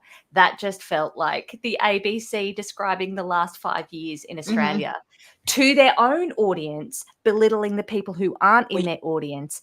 And they haven't worked out that all the people they're trying to educate aren't watching them. Yes, yeah, we have the same problem here with the BBC because we've got Russell T Davies here, who is BBC through and through. Although he has worked for some of the independents, of course he has, and he is again. He's got another drama coming on very, very soon, which is on one of the independent channels, which is in the area that he's known to write for. Right, so that's coming very soon. Not that I'm interested, but you've got all this element here where he's always going on about it's important to have the license fee. The service is superb. The iPlayer is superb, which is why he's a big supporter of everything they're trying to do. But by alienating the viewers and seeing the viewing figures going down steadily in the first 3 episodes, that should tell them something. And as I've actually said on this show many, many times, they're now in a dangerous situation because they've got 2 series in the can. The same things happen, from what I can understand, and maybe Michelle knows more about this as well, about Disney. There's been a bit in the press about Bob Iger and Elon Musk having a fight about what's right and all that kind of stuff. And Disney's tanking as well. They have the same problem as the BBC, and they're producing programs for people who are not watching their output and killing all the franchises. And that's what's happening. And that's going to happen to Doctor Who over the next 2 years unless they change course, isn't it? Yes, I was going to say we have the same problem in the United States for TV broadcasting. And in the United States, the traditional big 3 of ABC, CBS, and NBC, and then Fox and a couple of other channels, those are all broadcast. Those are the ads pay for the TV shows, and then their ratings accumulation. In the United States, especially since the pandemic, it started that before that with Netflix. The viewing numbers for broadcast TV has gone down to the toilet. They're not getting the numbers that they used to get in the 90s, where it was 30, 40, 50 million people watching Friends. They're lucky if they're getting 10 million. So, 8 to 10 million is, it's a big hit. Even the Super Bowl, which is for football, American football, that is dropping ratings in the tank. People are turning off. They are canceling their cable and are just streaming, turning to YouTube. We have free TV sources like Tubi, which has classic Doctor Who, Pluto, which also has the classic Doctor Who, which are free. You can use more like a la carte watching. You can watch when you want it. Also, in the United States, we just ended the writer's strike, which we have no fall seasons to say the fall season is starting in January of 2024 with new episodes of the few shows that people still want. In fact, to fill up their schedule, CBS has actually brought over Ghosts UK to fill in the void of original content. So that, and the one that we do have two things that are taxpayer funded, and PBS and then NPR, which is a radio station. But at the same time, those figures are dropping because people, and there's been criticism of taxpayers paying for those shows because, again, it is very patronizing, it's very elitist, and so we do have the problem where what is being provided doesn't reflect American values or American working class values. This idea of and also like the CNN, which is a big news channel, it's like if you don't believe X, Y, and Z, you are human, and social media has even been applied that you should go and kill yourself, that you don't even have any value to your life if you don't think X, Y, and Z. From the people who are the inclusive, love everyone. Yes. Here's the big list of everyone you can very much belittle. All the little hearts in their bios. It's the corporate. They've become bigger corporates, haven't they? I mean, I know what you're saying, Sherry, because the project on Channel 10 in Australia during the Voice referendum, same as our Brexit referendum, the ABC went shockingly to one area. Most of the Qantas, the big companies in Australia, they were all a clique, all saying you all have to vote a certain way. It's the same here with the BBC, who basically are selling a metropolitan voice rather than a provincial voice. And it's selling the North London voice. That's what it is. Because the provinces are the ones who watch telly 3 hours on average. It's not as the Ofcom report. The Ofcom report proves that. It proves that the working class is still watching the BBC more. Yeah. But that's the danger that you're saying, Brendan. The danger with the BBC now is because it's very middle class now, and a lot of these younger ones have come from very bad experiences at universities as well. They think they know better, so they're putting in the issues to all of it. But when you're somebody like Russell T Davies, who's 60 years old, I would have expected the adults to come back in the room here to say, no, this is how we do it, not to pander to anything else. I have to also point out here, Kirsty, as well, that the BBC found itself in a little bit of hot water as well this week when this happened. Now this is BBC newsreader. This is BBC newsreader Mary Ann Mashiri, who, as you can see, is blatantly giving the middle finger to. Now this can happen. She's giving the middle finger there to the production team behind the cameras. In my day, we were taught never, ever, ever set foot on a set and not be prepared for the camera to be on. What has happened to that little bit of advice in training? Because we never would have got away with that. You sat there assuming you were on air at all times. You had to have your posture and everything. So that, but she's got herself into hot water. But I think this is a great thing to keep for me. So that might be cropping up in the future. Even in the US, we have a thing called the FCC, and she would get definitely scolded and fined for that little. The bird flying through. She has had to apologize, obviously, on her personal Twitter account. Her Instagram is hilarious. Everyone's like, "Doll, it's fine." Like, we find it hilarious. Well, nobody was all the anyway. meme pages as well. It's been released about the news of the year and like all the blunders. And she's like, "I'm so sorry. I'm so sorry." And 9 times out of 10, in the comments, everyone's like, "It is fine. That made our day. Like, carry on. Start the news like that if you have to." It made our day. Let's face it, the BBC have been through worse and are about to go through more as and other if they things knew their market, she wouldn't have come out with the grovelly, I was counting down. If they knew their market, she would have come out and gone, "I'm so embarrassed. It happens, guys, and it shouldn't. I've been taught better. I've been taught to know that I'm in front of the I don't know if they are camera." getting that. I don't know if they are getting trained, because the faux pas from some of these alleged presenters right now on the BBC are shocking. Really, I mean, anyway, I won't go into it. I just want to say to the General Grievous, blessings from Poland. Thank you very much, and how lovely to see you. I love this, the fact you can go all around the world these days. It's wonderful. Absolutely I know one fantastic. Polish word, but it's a swear, so I won't say it. Me too. Right, let's have a look at this. Okay, so what we got. Where else are we up to here? Well, I wanted to point those bits out about the BBC there because it has been a bit of a week for them, the BBC.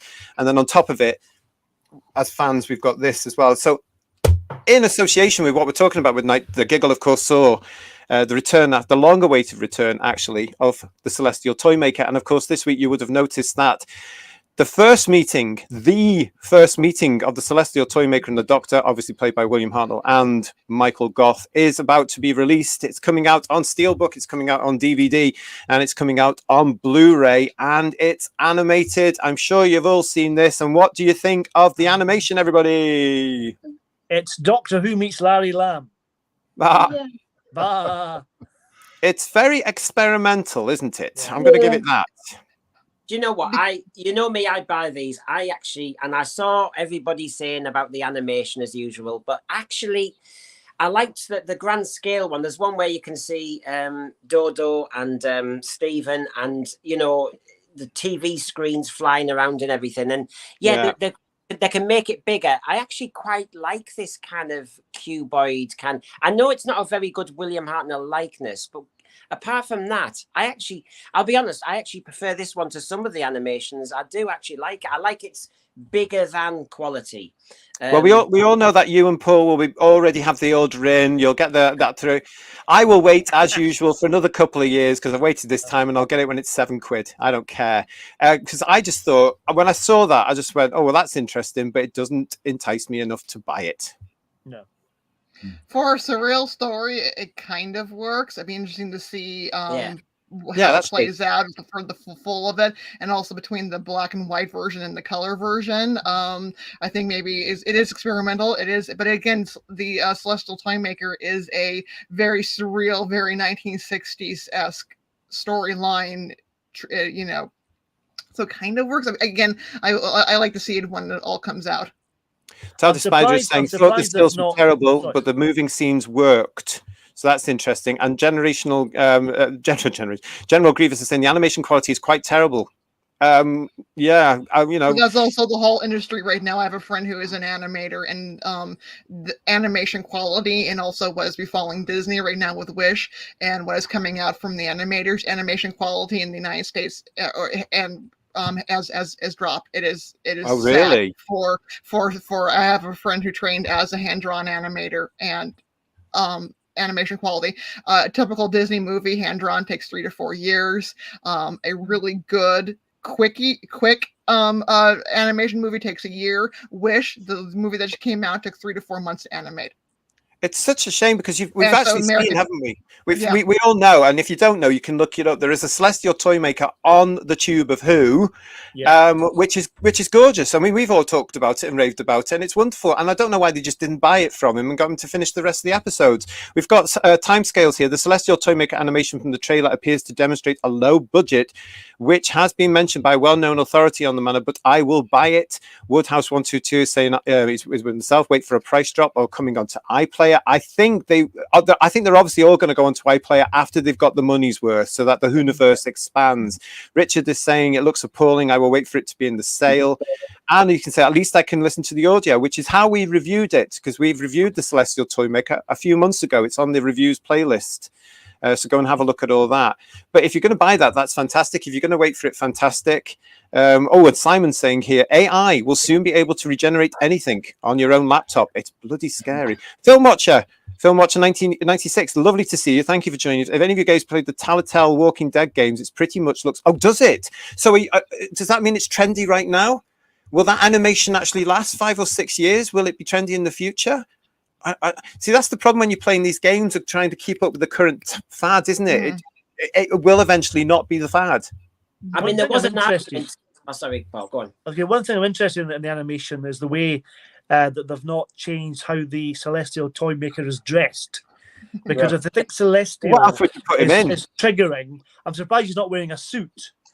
Yeah, and change his outfit because they can't let people watch this kind of stuff, and they're not changing the title just to the Toymaker as well. I'm quite surprised by that. Well, you couldn't. There'd be an outrage from people like us, the original fan base. You cannot I mean, look at the outrage they got when they snuck Sasha, what's his name's face into one of the animations. Yeah, She shouldn't be there, even though certain people on the production team were thinking they were being clever by putting in these little things. No, keep it as it was broadcast. I think one of the things that I've seen discussed is people saying, look, whatever the level of animation quality, can we keep to a style? Can we keep to a certain quality? But every time you get you're right. I can understand when fans are saying that. I mean, sorry, Ian, but I don't think you can beat the invasion. What were you going to say, Ian? I do like the invasion, actually. That was really good. But perhaps this Celestial Toymaker one is supposed to be watched in the manner that they made the Web Planet. So you watch it in black and white and you smear your screen with Vaseline, and maybe it looked like Hartnell a little bit more then. Well, they need to sell it with a tub of Vaseline at the same time then. So yeah, absolutely. Special offer. That's what they did, though, wasn't it, for Vortis? They put Vaseline on the camera screen, I think. Ask Michael about that. He'll tell you more about that. I mean, there's a lot that's going on there, isn't it? Timescales is saying here, Time Muddle is right. The animations do not have a consistent style, as they're being made by various different creative groups, and that's the problem. And if they're all going to come and be arty-farty and do things different way, I mean, a lot of fans have been, haven't they, Brendan? We've seen that online. They've been, not this as well. Not that. I can't. Yeah, I mean, maybe a house style is the way to go with that. I really don't know. But anyway, that's on the way. So it's available to pre-order now if you've got all that. Personally, I'm more interested in season 17 on standard Blu-ray, and I've done a video about that, announcing that. That's on the Merchandise Paradise playlist. But I can't wait to get my grubby little performances on season 17 on January the 22nd. Oh, it's all go on this show tonight. Any news on the next one from the limited edition version yet? No, but as soon as there is, I will let you know.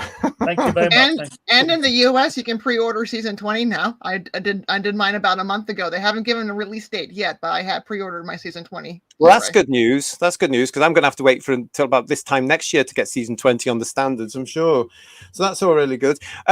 Coming up, still, we've got the ratings game and we've got scores on the TARDIS doors all coming up for you, and we are going to be looking at the Wokeometer. So if you are actually of a nervous disposition, you'll have to look away, because that is coming up as well. So we've left the specials now. We are now moving forward. We're looking on. We're all still a bit confused over this as well, but yes, it's on the way. The next era is upon us, and of course it's our new leading man, Ncuti Gatwa, looking rather handsome in this particular picture. Here he is here. As Ian pointed out before, we first meet the next Doctor, so we're led to believe in a disco. I can't stop laughing at this. Do you know what this reminded me of when that Next Time trailer came through? Do you remember the 2005 BBC indents? Yeah, that's what I thought it was. Yeah, I thought that's what it was. I didn't realise it was the trailer for Doctor. That's what I thought. Just remember, though, Hartnell went to a disco in the War Machine, so it's been done before. It's very true. It's very true. But obviously, this what I'm getting from this, guys, and I don't know about you, is that this is the new Doctor, a completely new Doctor with all the burden, all the trials and tribulations, all the baggage gone. And he's having a party. And, I think any of the Doctors would have liked a party. So again, we have to wait to see what's coming up. But I couldn't stop laughing at that. And it was this. My mum said, now he's in a club. Because just to mention as well, my mother was not very happy that Ncuti Gatwa was running around in his underwear for part of this. She said, you can't put that on television. Can't put that on television. This is ridiculous. Why is he not wearing David Tennant's trousers? What's going on?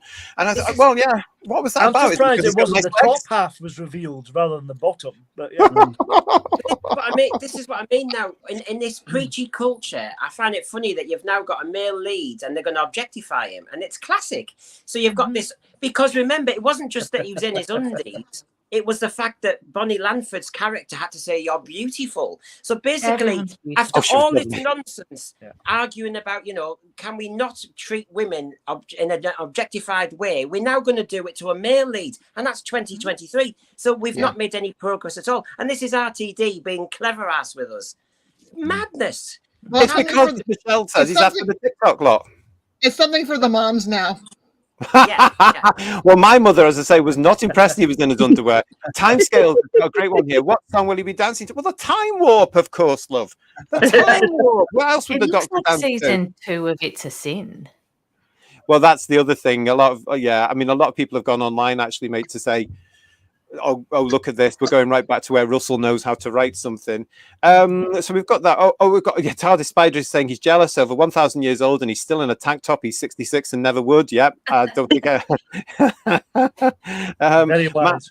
Matt 532. If 15 is the Doctor, surely he will continue to carry the burden and need a break. Well, I think that's all been shed.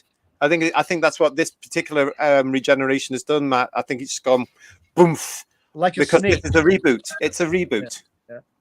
But somehow he's shed everything, but he'll still remember everything, and he'll still have all the same old adversaries because there's not been a new bad guy for a very long time. Well, I don't think he will. I do. I know what you're saying, but as I said before, the Daleks are highly problematic. The Cybermen are highly problematic.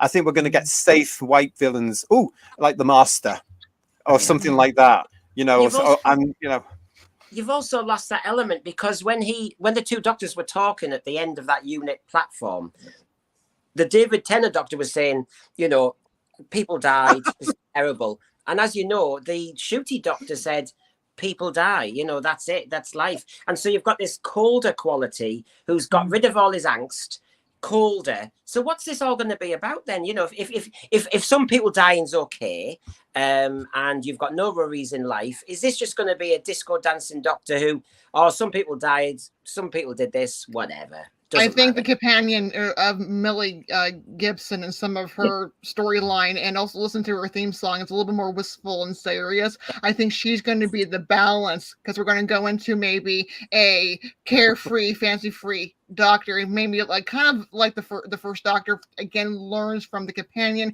He is going to be tested. He is going to have dark days, and he's going to have to be on his journey of learning the good, the bad, and the ugly of being a Time Lord.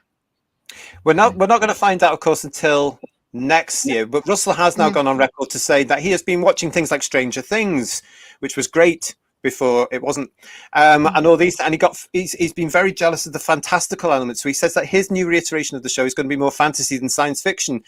I never understand where the lines blur, and you know, science fiction and fantasy always goes the same to me. But it's going to be interesting how he writes the character and what goes on around him when he's actually. And you can see this, he's actually aware of all the things that are problematic around him, and he's having to address it, or he's not having to, but he's putting it into the script because that's where he is right now. Connor is saying something very interesting here. I think the idea is that after Tennant finishes his break, he becomes Shooty and is much happier. Interesting idea. That could be it. I don't know. Richard is saying, I think he said he was from the future and he'd had therapy that went back in time. Yeah, he did say it. It was a nice, easy line. Well, it was just, I mean, that whole thing was, I mean, it's so bewildering, and it was just all, to use the old term, it came across as gobbledygook. Yeah. You know, it was just a case of what is going on? What is this But all they about? never kill anyone and make it worth it and make you feel that person's loss. There's never any jeopardy because everyone gets saved or whipped back in time, or the TARDIS lands right there and Donna jumps in before the thing blows up. I would have loved her to have died in that. I was really hoping that would have been paid, and I would have missed her. And so people die. No, they don't in your world, mate. If they get a name. You have to make the excuse-ry as well, because you did have various people being killed by the toy maker and turned into balloons, and the doctor very quickly said, I'm really sorry. They're not real characters. Yes, exactly. They're the Star Trek red shirts, because you also had them falling off the tower. Yeah. And to address that, we now had a very weak line from Kate Lethbridge Stewart saying, and I want their families. Yeah.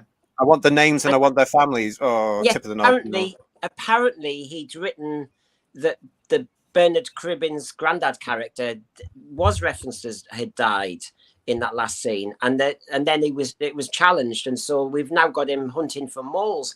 And in a way, I'm not satisfied with that at all. It gives us another weak line. And look, if you're going to deal with mental health, which you really are with the 14th Doctor, don't say that he's gone and got some quick therapy in one line and he's cured, because that doesn't exist. You're selling kids a lie. Going down to that, because sometimes I think being a fan, Davis Moffat, Chibnall especially, being a fan has damaged the show because they're so intent and involved. And of course, some of the stuff I've seen them doing, we were all talking about in Doctor Who magazine in the 90s. There were early elements where I think they read the same magazine as I did, and they've retained that information and they've brought it into the show. And you can actually see it through the last 15 years.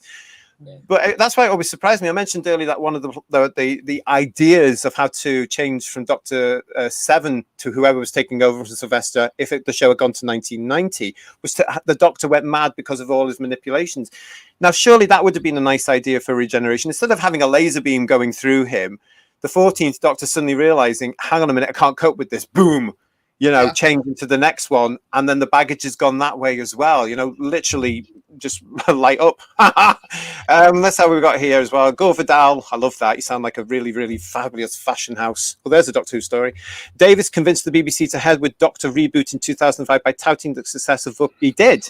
Yes, that was one of the models, wasn't it? Hence the 45 minutes. And Gary, lovely Gary here, is saying, I can't watch the show anymore, old or new, and I can't watch you lot anymore. It's all made for very depressed and suicidal, and I'm not joking. Oh, well, that's not good to know. I'm terribly sorry about that, Gary, because we are going to have a bit of fun soon. So please, if you are feeling like that, please, you've got to find somebody that can help you there. Honestly, call for help. I mean, there's help out there. Your life is precious. Do not waste it over a TV show. No, it's just a TV show, and that's what we've all got to remember. It's just a television show. Is it? Yeah. Yeah, it's good. So we've enjoy got all the that. bits you enjoy. That's the important thing. Yeah. And if you don't switch the thing off, I mean, loads of us did during the Whittaker era. I've never seen a minute of it, and who knows what's going to happen with this next era. I noticed in the chat that some of you were talking about the unveiling of the new sonic screwdriver today, which is this. Doesn't look like a screwdriver to me.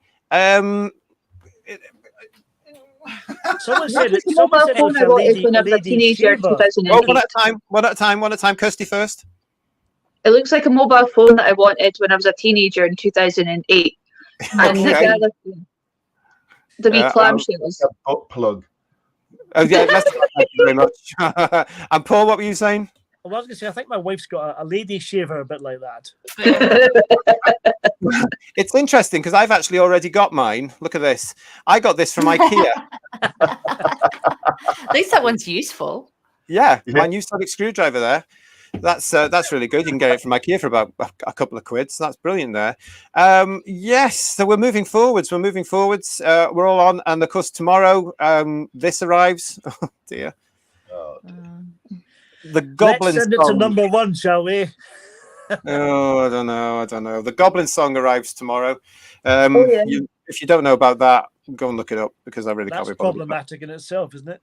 Well, Are they CGI? No idea. No, I think the puppets again. I think, yeah.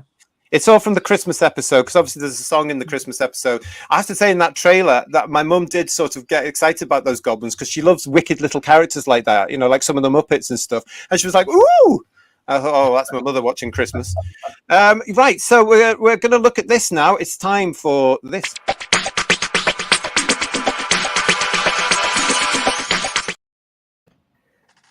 So this is the part of the show where we ask the new bit of AI that my Uncle Sydney bought and made up for me.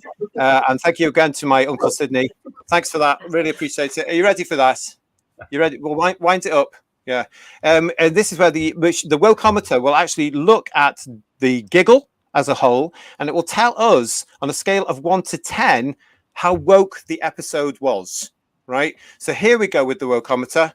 Uncle Sydney's just winding it up just now. So, la, la, la, la, la. Are you ready with that? Right, here we go then. Let's see what the Wokeometer says for this week's episode, The Giggle.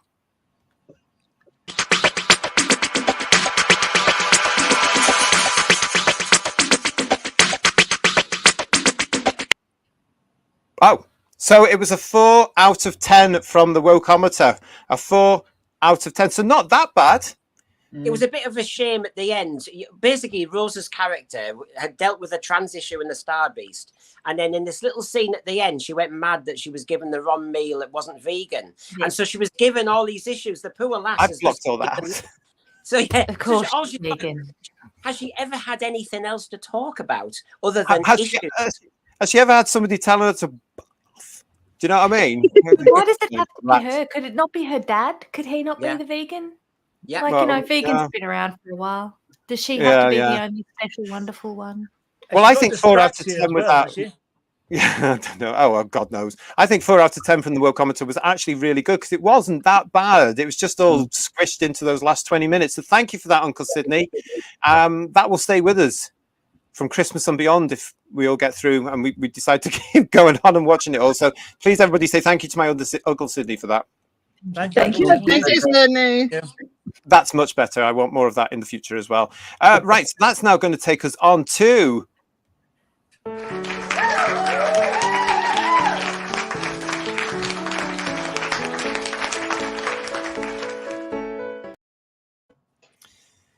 Yes, so the ratings game. We can only do the ratings game when it comes to the new episodes of Doctor Who. And what we do is that each week when there's an episode due, we look and we guess about how how it will do in the ratings based on overnight figures only. Overnight figures only. So in the last couple of weeks, we've done really well. I want to say thank you to Rich for the latest graphic he sent me. Yes, so last week the show got 4.83, and this week the overnight figure was 4.62. So who got it right? Well, here we go. This was what the panel said. We all went, well, it was mixed between lower and higher. Kirsty went lower with 3.8. Ian went higher with 5.2. Brendan went higher with 4.9. Michelle went lower with 4.6. Paul went higher with 5.5. And I went low with 4.9. So the winner of this week's Who's Views Pencil is Michelle with 4.6. Well done to Michelle. Yes, I was playing at home. I said lower, but I didn't give it a number. Oh well, I'm really bad at this. I'm not doing it again. Yeah, well, that's it. In the chat last week, we had Garbage saying 5.2, Crimpoline Doubloon said 5.1, Woodhouse 122 said 5.5, TARDIS Spider went lower with 3.9, Matt said 5.1, Simon went higher with 7.1, Meddling, what have we got there? Meddling went lower with 4.1, Matt said Matt532 said 4.6, Timescales 5.5, Problem Being said 4.2, and Z3PO said 4.8. Wow, so that was something, wasn't it? That was something. I mean, goodness me, goodness knows what's going to happen next. Now, obviously, there's no episode next week, so we're not going to guess anything now. And what you have to do is you have to join us for our Christmas special. This one, as I mentioned earlier, it's called Is the Doctor in the House? This is coming very soon. This is where we will all get together again and we will talk about our hopes and fears and expectations for the Christmas Day episode on BBC One, which is at the ridiculous time of 5:55, I believe. Right, so don't forget to subscribe to the channel. Ring that bell so you get notifications of that. That will be coming up before Christmas, and we will be talking about that. And that's when the ratings game for that particular episode will come back in. So I don't know about you lot, but I'm really excited about that. Yes, Yeah. indeed, yes. Yeah. I'm excited now.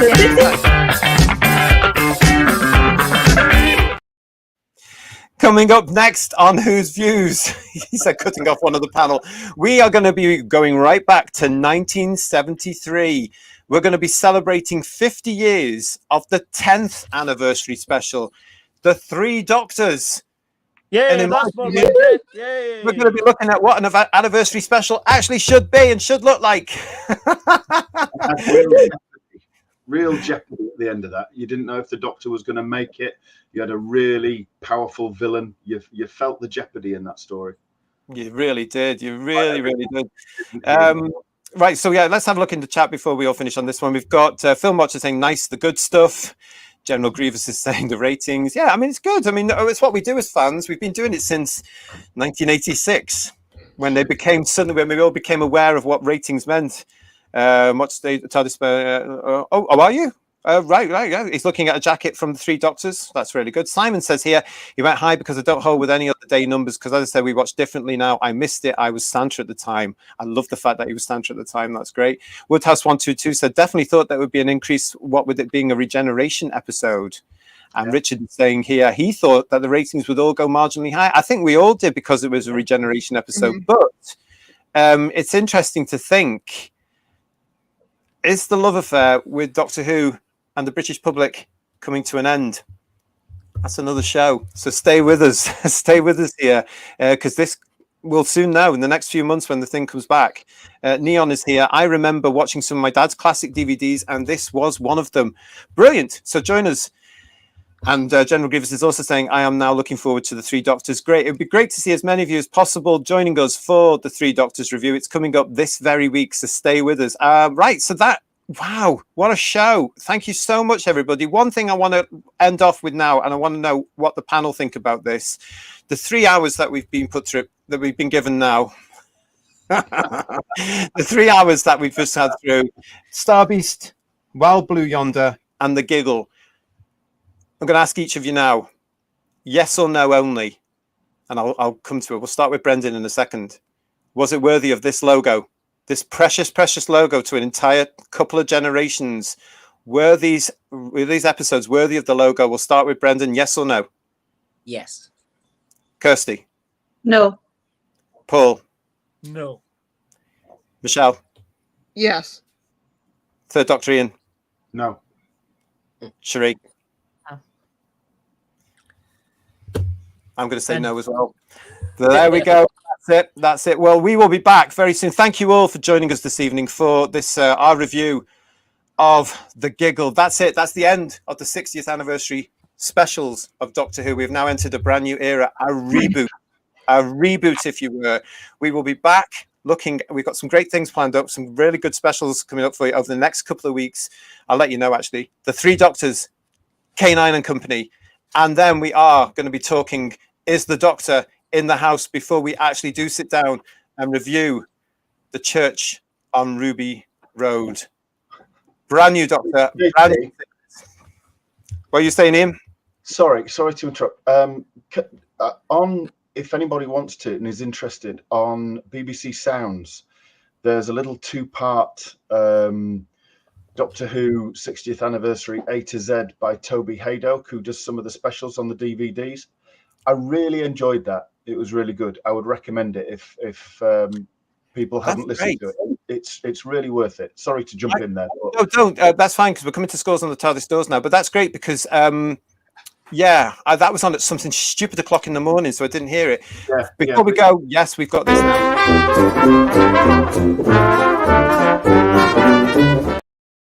So this is the part where each of the panel give their scores on the TARDIS doors out of 10. We'll start with Cherie as our guest here this evening. What out of 10 are you going to give this as a not we? 4. 4 out of 10. Yeah. Okay. Third Doctor Ian? 5. Michelle? 9 out of 10. Ooh, that's fabulously high, isn't it? Great. Paul? 7. Or 7, should I say. Yeah. Kirsty, what are you going to say? 4. And Time Muddler Brendan? 8. Wow, okay. Ooh. I have time to do it, and then I have to do it as well. And oh my goodness, I have to say, for me, I'm going to give it a reason before I'm going to justify myself. I am going to give credit where credit is due. I love the beginning of the episode. I thought Neil Patrick Harris showed absolutely a wonderful performance. I would have loved to have seen more of that. Couldn't stand the end, but because the highlight out of the whole episode for me was this. Love the bunny. I was so pleased to see her back, but I'm still only going to give it an extremely generous 4. Oh, so that's gone down like a lead balloon. Right, so we've got Simon Anthony here saying he's going to give it 9.7. Woodhouse122 is going to give that 7 out of 10. Matt532, a low 6. Feel robbed of the regeneration emotion. Ooh, that's regeneration emotion. That's good to see. Great. We've got some other comments here as well. General Grievous, looking forward to that. That's great. Okay. Timescales is saying thank you. Fun early afternoon for the great show. Great panel. There you go, panel. That's a compliment for you. TARDIS Spider is also saying, I'll make coffee. We'll pour you a cup. Join us for the Three Doctors. Yes, coffee is different in the Third Doctor's era, isn't it? It doesn't get spilt on TARDIS consoles. And then we've got Connor saying, good night, good show. Meddling Funk. Lovely to see you. Night, everyone. Thank you for live streaming. Thank you for joining us. And Toby Haydock rocks. Ian, there you go. Surviving Doctor Who A to Z is excellent on BBC Sounds. I will look that up. I really will, because I do know it's coming out on CD during 2024 as part of the BBC at the BBC range. That's coming as well. To continue the Toby Haydock Appreciation Society, get Moss ate my Doctor Who scarf. It's fantastic. Yeah, it's one of the early ones, isn't it? We've got some more scores here. Timescales is given an 8 out of 10. It's not done too badly then. This is the best one that's been delivered out of the 3. General Grievous has given it a 9 out of 10 because he's feeling generous. Definitely would be low when considering it as a 60th anniversary special. Simon is saying he was expecting something terrible, delighted to be wrong. I think a lot of people are, aren't they, Simon? The rumours were incredible. It was relief, mainly, wasn't it? Well, you know, this is the problem. They had this with Wild Blue Yonder. They've got to learn from this. The more they keep it secret, unfortunately, there are some alleged fans that will make all these things up and they go mad. They're driving themselves insane. Garbage is giving that a 6. Film Watcher is giving it a 7. And he also says, I love how the toy maker was in this. Well, thank you so much, as I say, to the panel. Great to have you all here. I want to say thank you to Sherry for coming in and saying hello to us and giving us your point of view. Lovely to see you. Thank you so much. Oh, goodness me. That's it. The end of the 60th anniversary specials. Oh, I've had a ball. I hope you've had a ball. I hope you've enjoyed our content celebrating 60 years of a Time Lord here on Who's Views. We've had loads of great shows. I've really enjoyed getting through November with all the panel and with all you guys supporting as well. Everything's available on the Diamond Dazzlers playlist. All our content celebrating those special 60 years. But here we go. Let's see what this brings to us now. Keep the faith, everybody, and join us on Who's Views as we move forward and on as we go through. So we will see you all again soon. Thank you to the panel. Thank you to all of us. We'll see you for the 3 Doctors very soon. Good night, everyone. Bye-bye. Good night, everyone. Bye.